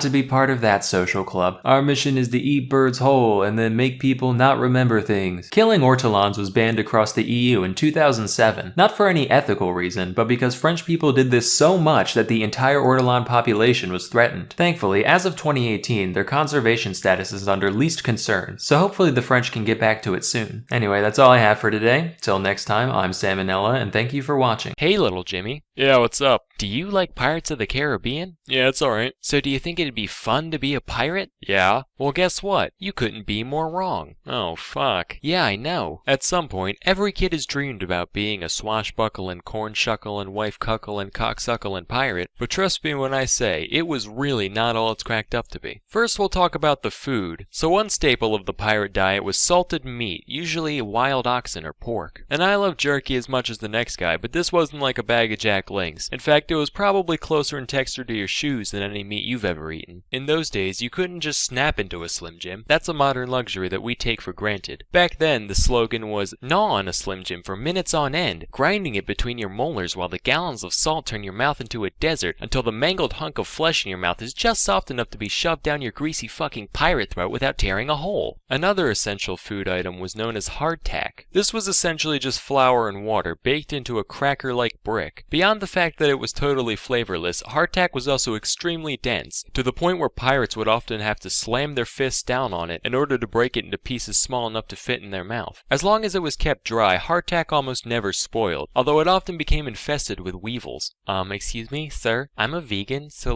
can I have a new piece? One without any of Mother Nature's beautiful creatures in it? Thanks. Wait a minute, is this gluten-free? Fifth better be hemp rope. Nah, but the weevils didn't make you sick or change the taste all that much, so, and this is true, the crew would just eat it in the dark, so that way they couldn't tell if they were eating a normal chunk or a weevily one. Then there's the crowding. So pirate ships typically packed in as many crew members as possible, because more pirates means more manpower when you go to board an enemy ship. Of course, the downside to that is that you're basically like a bunch of hairy, unwashed sardines. Let me illustrate what a typical night below deck was like. So you're sprawled out on the damp, musty wood floor. Everything's pitch black, you can't see a thing. The smell of the filth and the mold forces you to only breathe through your mouth. Suddenly, your left hand feels wet. Probably just seawater leaking through the hull. You sniff your hand, nope. No, that's piss. You feel something furry rub up against your elbow. It was either the body of a diseased rat or the beard of your diseased crewmate. Either way, that's probably where the piss came from. Some guy's moaning loudly in the next room. Hopefully he's just jerking off, because if he's dying, that's one more body to deal with in the morning. Rinse and repeat for 8 hours, and then it's daytime. The poor diet and cramped conditions led to disease being a huge problem aboard pirate ships. The most well-known of these diseases is scurvy, where you don't get enough vitamin C. When scurvy first begins, you just kind of feel tired all the time, no big deal. Then you get weird spots on your skin and your gums start bleeding. This progresses until all your teeth fall out and all of your body's mucous membranes start gushing blood and pus, causing you to die. So that's a lot of fun. There were tons of other diseases too, I won't go through them all, but here's a few honorable mentions. Also, some people say that alcoholism is a disease. I might just be disturbed, but that's one sickness I could definitely get down with. If it is a disease, then yeah, just about every pirate had this one. If anything though, I'd call that one of the few upsides of pirate life. Finally, there's the combat. So you've gone through all these disgusting, horrible living conditions, but at least you can enjoy the thrill of battle, right? Swinging from rope to rope, sword in your mouth, long, intense saber duels, that kind of thing. But that's typically not how it went down. For one thing, when pirates boarded a ship, 9 times out of 10, they'd just surrender immediately. Because what are a bunch of well-groomed merchants gonna do against a horde of disgusting barbarians? If the defending ship did decide to fight back though, the resulting brawl wouldn't be anything like the movies. It'd be way worse, like immediate R rating. Because pirates rely a lot on brutality, both because they don't have much real training, and because it scares the shit out of people. If you were a deckhand on an invaded ship and you were stupid enough to fight back, you wouldn't be dancing around doing flips and shit. None of that. Instead, they'd probably shoot you in the stomach with a flintlock pistol, kick you to the ground, chop off your shoulder blade with a hand axe, gouge out your eyes with a marlin spike, wind your intestines around the prow, and then toss your twitching body overboard. And that's only a slight exaggeration. Honestly, if Jack Sparrow got attacked by actual pirates, he wouldn't last a second. It's kinda like a used car salesman going to prison, like, I'll be fine. If anybody tries intimidating me, I can get out of it with my quick wit and charming personality. Boy, you look real pretty from behind. Oh wow, I'm boned. So yeah, in short, if you were thinking about pulling a Captain Phillips anytime soon, I'd advise against it. That's all for today. Till next time, I'm Sam and Nella, and thank you for watching. Hey kids, today I've got another character study for you all, a man known as Zhang Zhengshan. In 1881, he was born into poverty in the Shandong region of China. His father was a head shaver, not a barber mind you. If a head shaver's a barber, then a ditch digger's an architect. He also moonlit as an alcoholic. His mom, meanwhile, was a literal practicing witch and exorcist, already a recipe for success. Zhang joined a group of roving bandits at age 20, as one does, right around the Xinhai Revolution, where the Qing dynasty was overthrown and the Republic of China was established. But in 1916, the kidneys of the nation's widely disliked monarchist leader done shat the bed, causing a power vacuum that ultimately led to what is known as the warlord era of the Republic. During this time, different regions of China were constantly shifting hands between a collection of separate military groups, all of whom were ruthless both to each other and to the people they ruled over. And through charisma, favors to the right people, and a keen sense of military pragmatism, our humble highwayman soon came to be one of these warlords. Now Zhang was quite skilled as a leader of war. After the Russian Civil War, he recruited thousands of fleeing white Russians, not beverages but Bolshevik butchers,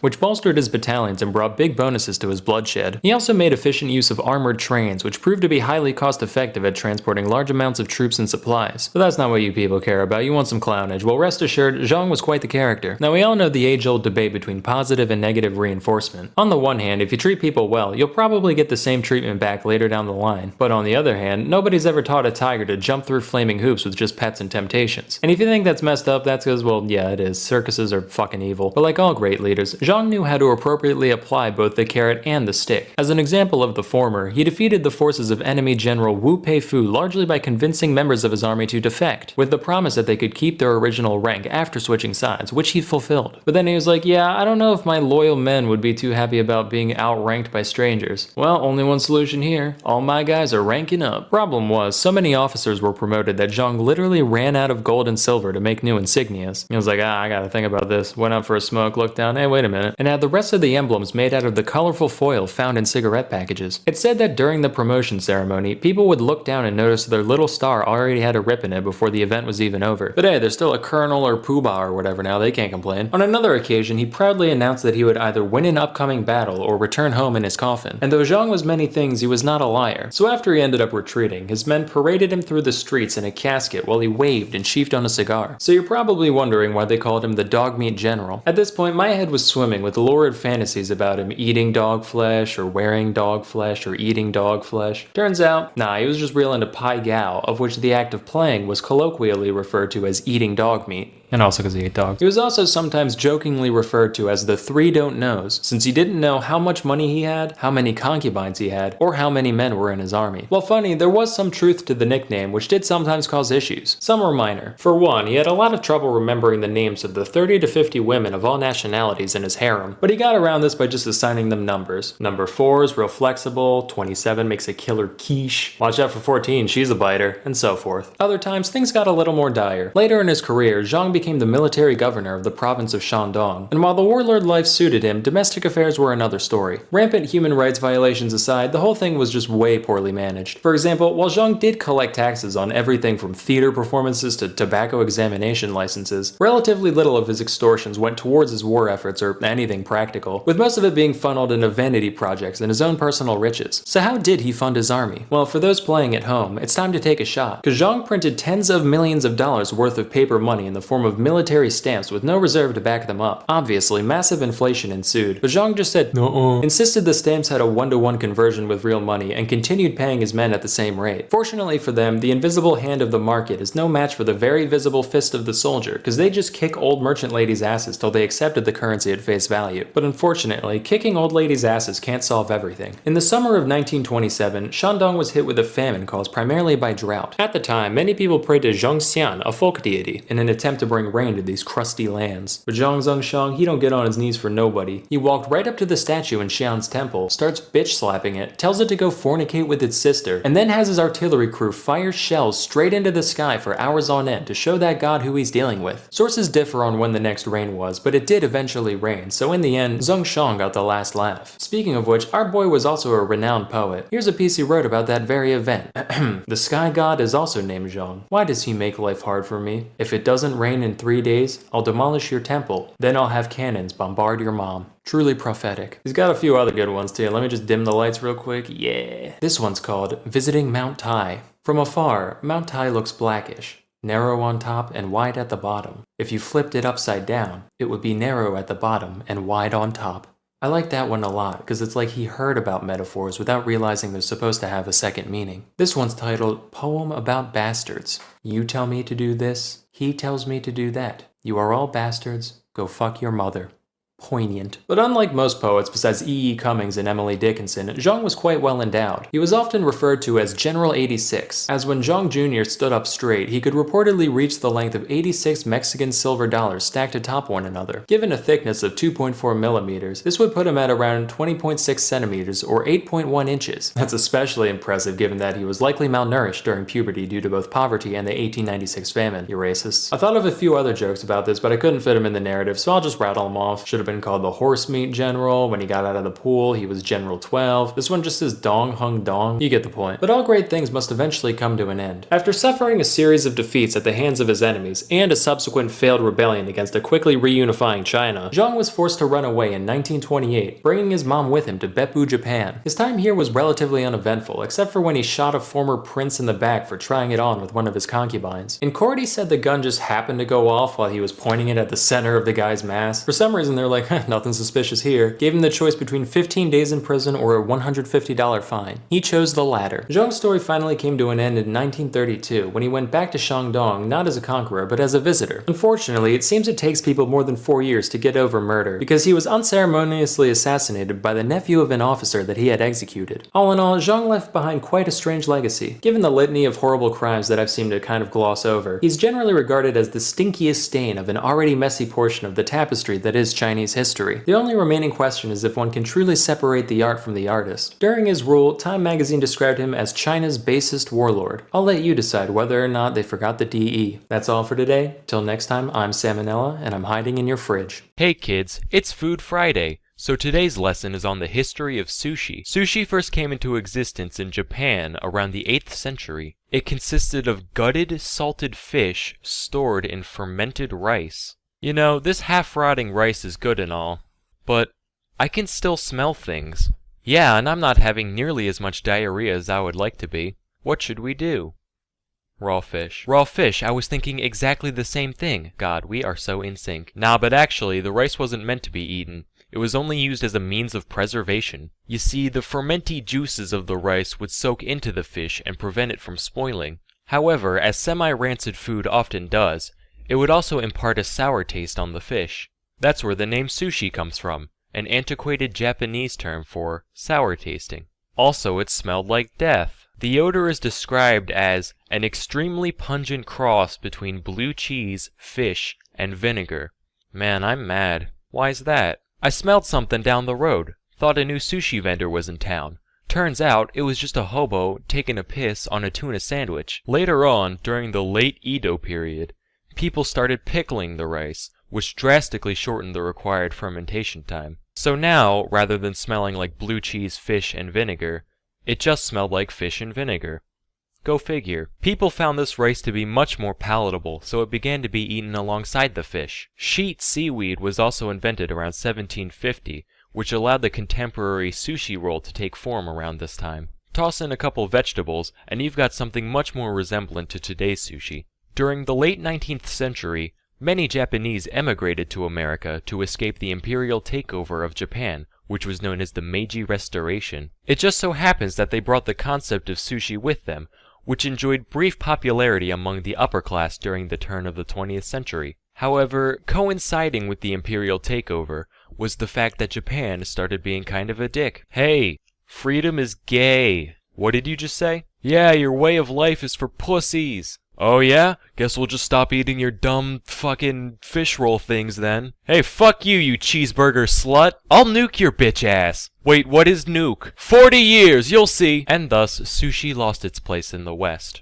Cut to the early 1960s. World War II tensions are mostly gone, and refrigeration is everywhere. This allowed sushi to again rise in America, this time for good. By the 1980s, sushi restaurants were everywhere, especially along the West Coast. But as you can imagine, American sushi saw significant alteration in order to appeal more to the Western palate. For example, if you went to Japan and asked for cream cheese in your roll, they'd probably just put you on a raft and gently push you out to sea. But to each their own, and today sushi is more popular than ever. So kids, remember to be careful of who you make fun of, because the weird smelly kid of today might just be the next big thing tomorrow. Hey kids, I was inspired to make this video while doing research on the ancient medicine man, Galen. Apparently, he would often do experiments on animals in order to learn more about the body, his favorite of which was the Barbary ape, due to its anatomical similarity to humans. Now when I say experiments, I don't mean push a button, get a peanut type things. I'm talking like Josef Mengele meets the plague dogs. He'd clamp their pee tubes shut just to watch their kidneys swell, cut their spinal cords in different places to see what went limp and what didn't, and squeeze their brains and make them go unconscious. To name a few. My initial reaction was, hey, that's neat, but then after some thought I was like, whoa, hold the phone. In 200 AD you couldn't get a doorknob even, yet if you had the right resources you could order a goddamn monkey. Many monkeys in fact. By the barrelful, presumably. Alternatively, if you were born in the right place, you could be the monkey poacher, making a living wrestling up some primates with nothing more than a net, a pokey thing, a hole in the ground, and a whole lot of ambition. So I got to thinking, what other kind of animals did ancient Rome have access to? Apparently basically everything that lived in this part of the map. They were particularly fond of elephants, and it's easy to see why. Sure, elephants aren't that big of a deal to the average person today, right? You've been seeing pictures of them since you were 2, big whoop. But imagine if you were a 20-year-old man who had never seen an elephant in your life. The closest thing you've ever witnessed is like horses, maybe some deer now and then. You get drafted, you go out to battle, you're a little scared, but you've been trained well, you're ready. Then, over the horizon, you see 20 house-sized behemoths with giant tentacles sticking out of their faces, horns longer than your body sticking out of their mouths, all screaming their weird trumpety scream, making your whole body vibrate like Mars himself is shitting on your very existence. So naturally, Rome loved to show these things off all the time, just as a display of power. Like, imagine if you were going to a speech in DC, and Trump rolls up with a pack of dragons. You'd listen to every word he said. He's got fucking dragons. That's what it was like seeing the emperor parade around with elephants back in the day. Of course, that wasn't the only use they had for imported animals. When they weren't being shown off in menageries, many of the exotic beasts brought to Rome were used in shows called venatios, which were basically like modern-day bullfights, only instead of bulls, you had whatever crazy critters the state could find. Lions, crocodiles, gazelles, whatever. Around 55 BC, Roman statesman Pompey the Great decided to organize one such event, the featured creature of which was, you guessed it, an elephant. Unfortunately, Pompey forgot a crucial Barnum and Bailey trade secret. See, you're supposed to break the elephant's spirit before the show, not during. So the boys get to poking and the thing starts freaking out, just screaming and crying, even gesturing towards the audience like it was begging for mercy. Now the crowd at this kind of event was mainly composed of dirty, bloodthirsty peasants, and even they were like, holy shit, this is messed up. I came here for a nice, family-friendly disemboweling or two, but this, just deplorable. Then they all start crying, and the whole thing just ends up being a huge mess. Anyway, these types of spectacles became larger and larger as time went on. It's said that Emperor Trajan once held a venatio lasting 120 days, during which some 11,000 animals were killed. They also got pretty elaborate. A lot of creativity went into keeping things fresh for the crowd. In 203 AD, they had a model of a crashed ship built inside the arena, and an assortment of 400 animals were set loose from the wreckage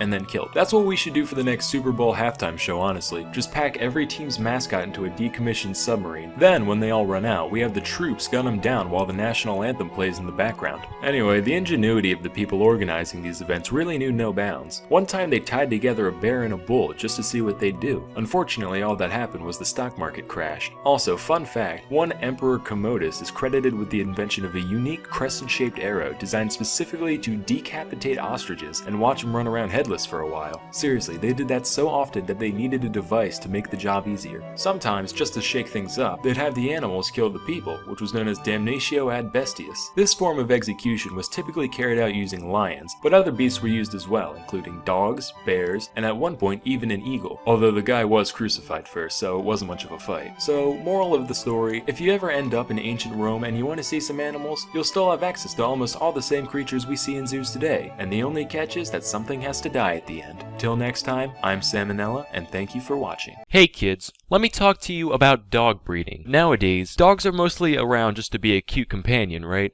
So breeding has gone from functionality to cuteness. And that's fine, as long as it stays within the bounds of nature. But that's not enough for today's breeder. So, how do you make a dog cuter? Apparently, by giving it disgusting genetic deformities. And chances are, you, the listener, agree with that. You just don't know you do. Let me show you what I mean. See this? This is a relatively normal dog. Notice the snout, the eyes, the shape of the head. Not too far gone from the wolves that today's dogs come from. Now let me take you through some other breeds. First is the Bull Terrier. 100 years ago, still looked pretty normal, right? Now here's today's version. Jesus! Who needs snouts, right? Let's just give it a long, continuous, boomerang-shaped head with 2 tiny holes at the end. Seriously, it looks like Toucan Sam is trying to fit inside a dog costume. And look at its eyes! They're permanently pointed up at the sky as if to say, God, why did you let me become this? Please kill me. Do you guys remember Spuds MacKenzie, the old Bud Light mascot? Well, I just realized why they chose a Bull Terrier of all dogs. It's because he looked like his mom drank nothing but Bud Light for her entire pregnancy. Next up is the Pug. I'll probably get some hate for this one, but I don't care. They've been bred specifically to look like they've been smashed in the goddamn face with a frying pan. And because of this, because of their fact that their skull is shaped like a fucking tuna can, they can barely breathe their whole lives. Ever been around a pug? Constantly, no matter the temperature or the weather, they sit there going, "Gah, gah, gah, gah." And people think this shit is cute. If my baby came out with a flat nose, hair lip, cylindrical head, and no neck going, "Gah, gah, gah," I'd be like, Jesus fuck, put it back in. It's clearly not done yet. Next is the dachshund. Now there is no excuse for this one. The head's fine, right? But the body, good God. It's got a torso shaped like a goddamn doorstop with those pointless legs just kind of stapled on. Now it's been a little while since I reminded you what a normal dog looks like, so here. Now let me go into Photoshop real quick and do all the changes necessary to make this dog look like a dachshund. Look at that. That's not okay. Why even have legs at this point? Might as well just keep going until it's just a drumstick from the neck down. And there's no reason. It's just one day someone was like, well, people like dogs, and people like ferrets, so why don't we make some chimera abomination halfway in between the two, and see what happens. My least favorite breed, though, out of all of them, it's just straight up fucked in every way. A testament to humankind's never-ending corruption of the natural world. I'm talking about the Chihuahua. It's like somebody took a normal dog and boiled away every aspect except for anger and neuroticism, leaving this tiny hell creature behind. And this is one of the nicer pictures I could find. Take a look at this. Someone call a priest. And we let these things inhabit our homes. This poor woman's gonna wake up with her fucking nose chewed off and just be like, oh, Mr. Wiggles was a little hungry this morning, wasn't he? Meanwhile, the dog's just sitting there like, bloodlust.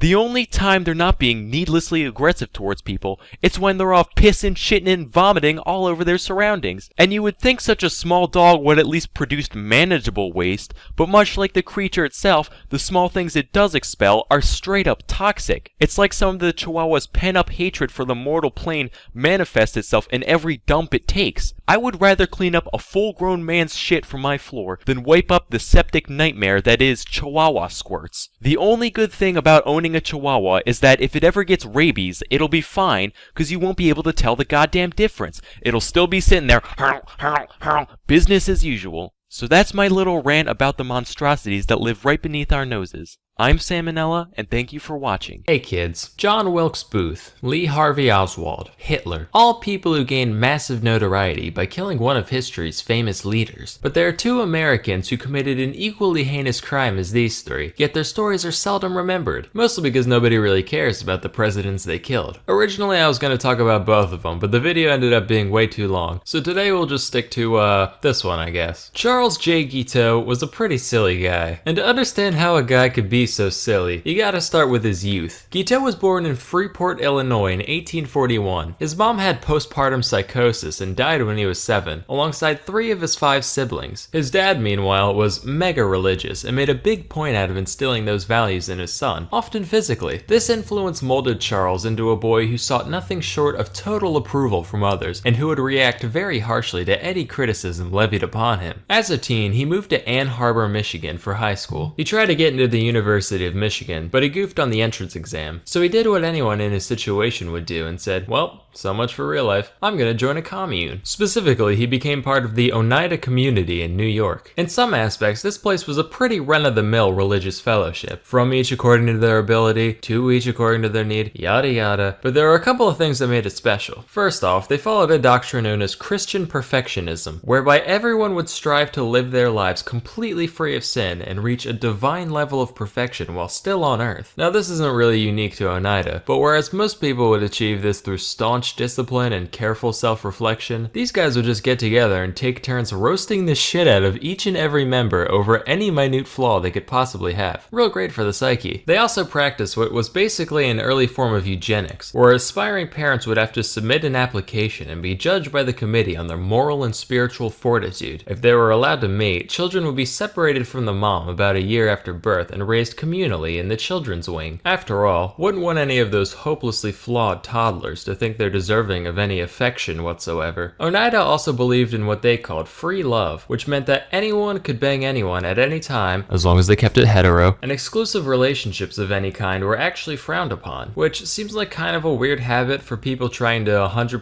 FC this whole Christianity thing, but whatever. But wait, you're saying, how can you have selective breeding at the same time as extremely unselective breeding? breeding. Aha! See, that's where male continence comes in. Under this rule, a pair could go at it for as long as they wanted, with the caveat that the dude's not allowed to nut, pull out or otherwise. That way, it's not a sin. After all, as the Bible says, if the dick don't spit, you must acquit. Paradoxically, no such rule existed for the women. In fact, not only did the commune believe in female orgasms, they actually prioritized them, which is like unheard of in the 19th century. They'd even have the middle-aged women of the society train the teen boys in the art of holding in the old pelvic sneeze. That way, there wouldn't be any chance of conception in case the guy goofs up his first few tries. So anyway, young Gito joins this whole thing, and endured countless blows to his massive yet fragile ego, thinking he's at least gonna get a piece of this communal action. Except, the criticism towards him wasn't just a formality like it was for others. Everyone there genuinely fucking hated him, on account of the fact that he was a raving neurotic narcissist. He never caught a single piece of this allegedly free love, and after a while, they all started calling him Charles Get Out in the hopes that he'd leave. This is real. And after 5 long years of this abuse, Guiteau finally got the hint and moved to New Jersey. He tried starting a newspaper themed around the Oneida religion called the Daily Theocrat, except nobody cared, so that failed. He went back to Oneida and tried to sue the place in order to get back pay for all his voluntary unpaid labor while living there, but apparently I'm mad butthurt isn't a valid reason for prosecution, so that went nowhere. Finally he said, well, when your devotion to God has failed you, there's only one path in life left. Time to become a lawyer. He managed to pass an examination to gain admission to the Illinois bar, and subsequently joined a law firm in Chicago at the age of 27, where he met his soon-to-be wife, one Annie Bunn. Of course, Guiteau never really got to be a lawyer. He only argued in one actual court case. Most of his time was spent doing bill collection for random clients. This job gave him insight into how debtors think and operate, which allowed him to turn into quite the con man, dodging bills whenever and wherever he saw the opportunity. Even on the job, he'd frequently charge exorbitant contingency fees after the fact, upwards of 75%. And sometimes he'd just keep it all and completely ghost his clients. After all, what are they gonna do? Send another bill collector? Well, it turns out they did, so Guiteau and his wife fled to New York. Here he ditched law and started getting into politics. Specifically, he wrote and delivered a speech in favor of Horace Greeley, the 1872 Democratic presidential candidate. And he somehow got it in his head that if Greeley won, his campaign would be so greatly indebted to him that they'd fulfill his desires to be the Minister of Chile, as though a total rando like him could just, name a job and it would be his. In reality, the speech was an incoherent mess heard by next to no one, and Greeley lost by a landslide. As the years passed, Annie got real sick of living life on the run with a broke-ass bitch, and Charles was none too keen on her weighing him down either. But back in the day, you couldn't just divorce someone willy-nilly, you needed a valid reason for it. So Charles concocted the brilliant scheme of banging a prostitute and then having her testify in court. The plan worked, with the pair successfully divorcing in 1874, and the only downside was syphilis. Whoops. Guiteau started dabbling in theology again around this time. He published a book called The Truth, which was almost entirely plagiarized directly from John Noyes, the founder of the Oneida community. But despite being a man of God, Guiteau was still very much a two-time varmint, and moved frequently in the dead of night to keep collectors off his tail. His brother caught wind of this and wrote him a letter basically saying, hey, maybe you should pay your bills now and then so you can be, a functioning member of society. To which Charles replied, and I quote, find $7 enclosed. Stick it up your bunghole and wipe your nose on it, and that will remind you of the estimation in which you are held by Charles J. Guiteau. God damn. And to his own brother, the madman. Soon after, he got arrested, bailed out by his sister, lived with her for a few months, attacked her with an axe,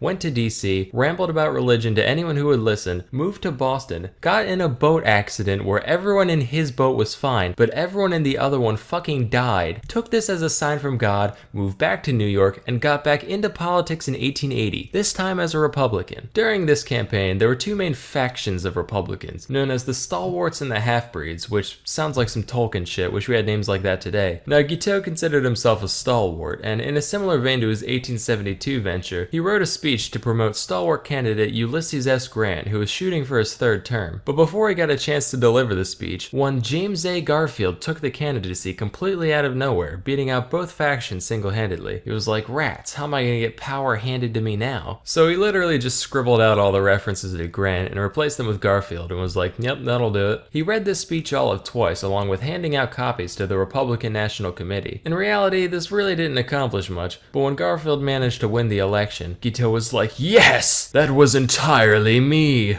Garfield is in my supreme debt. As God is my witness, he shall make me a consulate in Vienna or Paris or someplace cool like that. He went to DC to await his inevitable appointment, but obviously nothing happened. So he started writing letters. A lot of letters. When that didn't work, he started actually stalking both Garfield and the Secretary of State, James Blaine, intercepting them in hotel lobbies, just being like, oh hey, yeah, it's me, the sole person responsible for your success. Say, how about a consulship? Alright, you'll get back to me, I get it. Whoa, haha, what a coincidence. Me again. How's that consulship coming? At first they simply ignored him, but eventually Blaine snapped, screaming, never speak to me again on the Paris consulship as long as you live.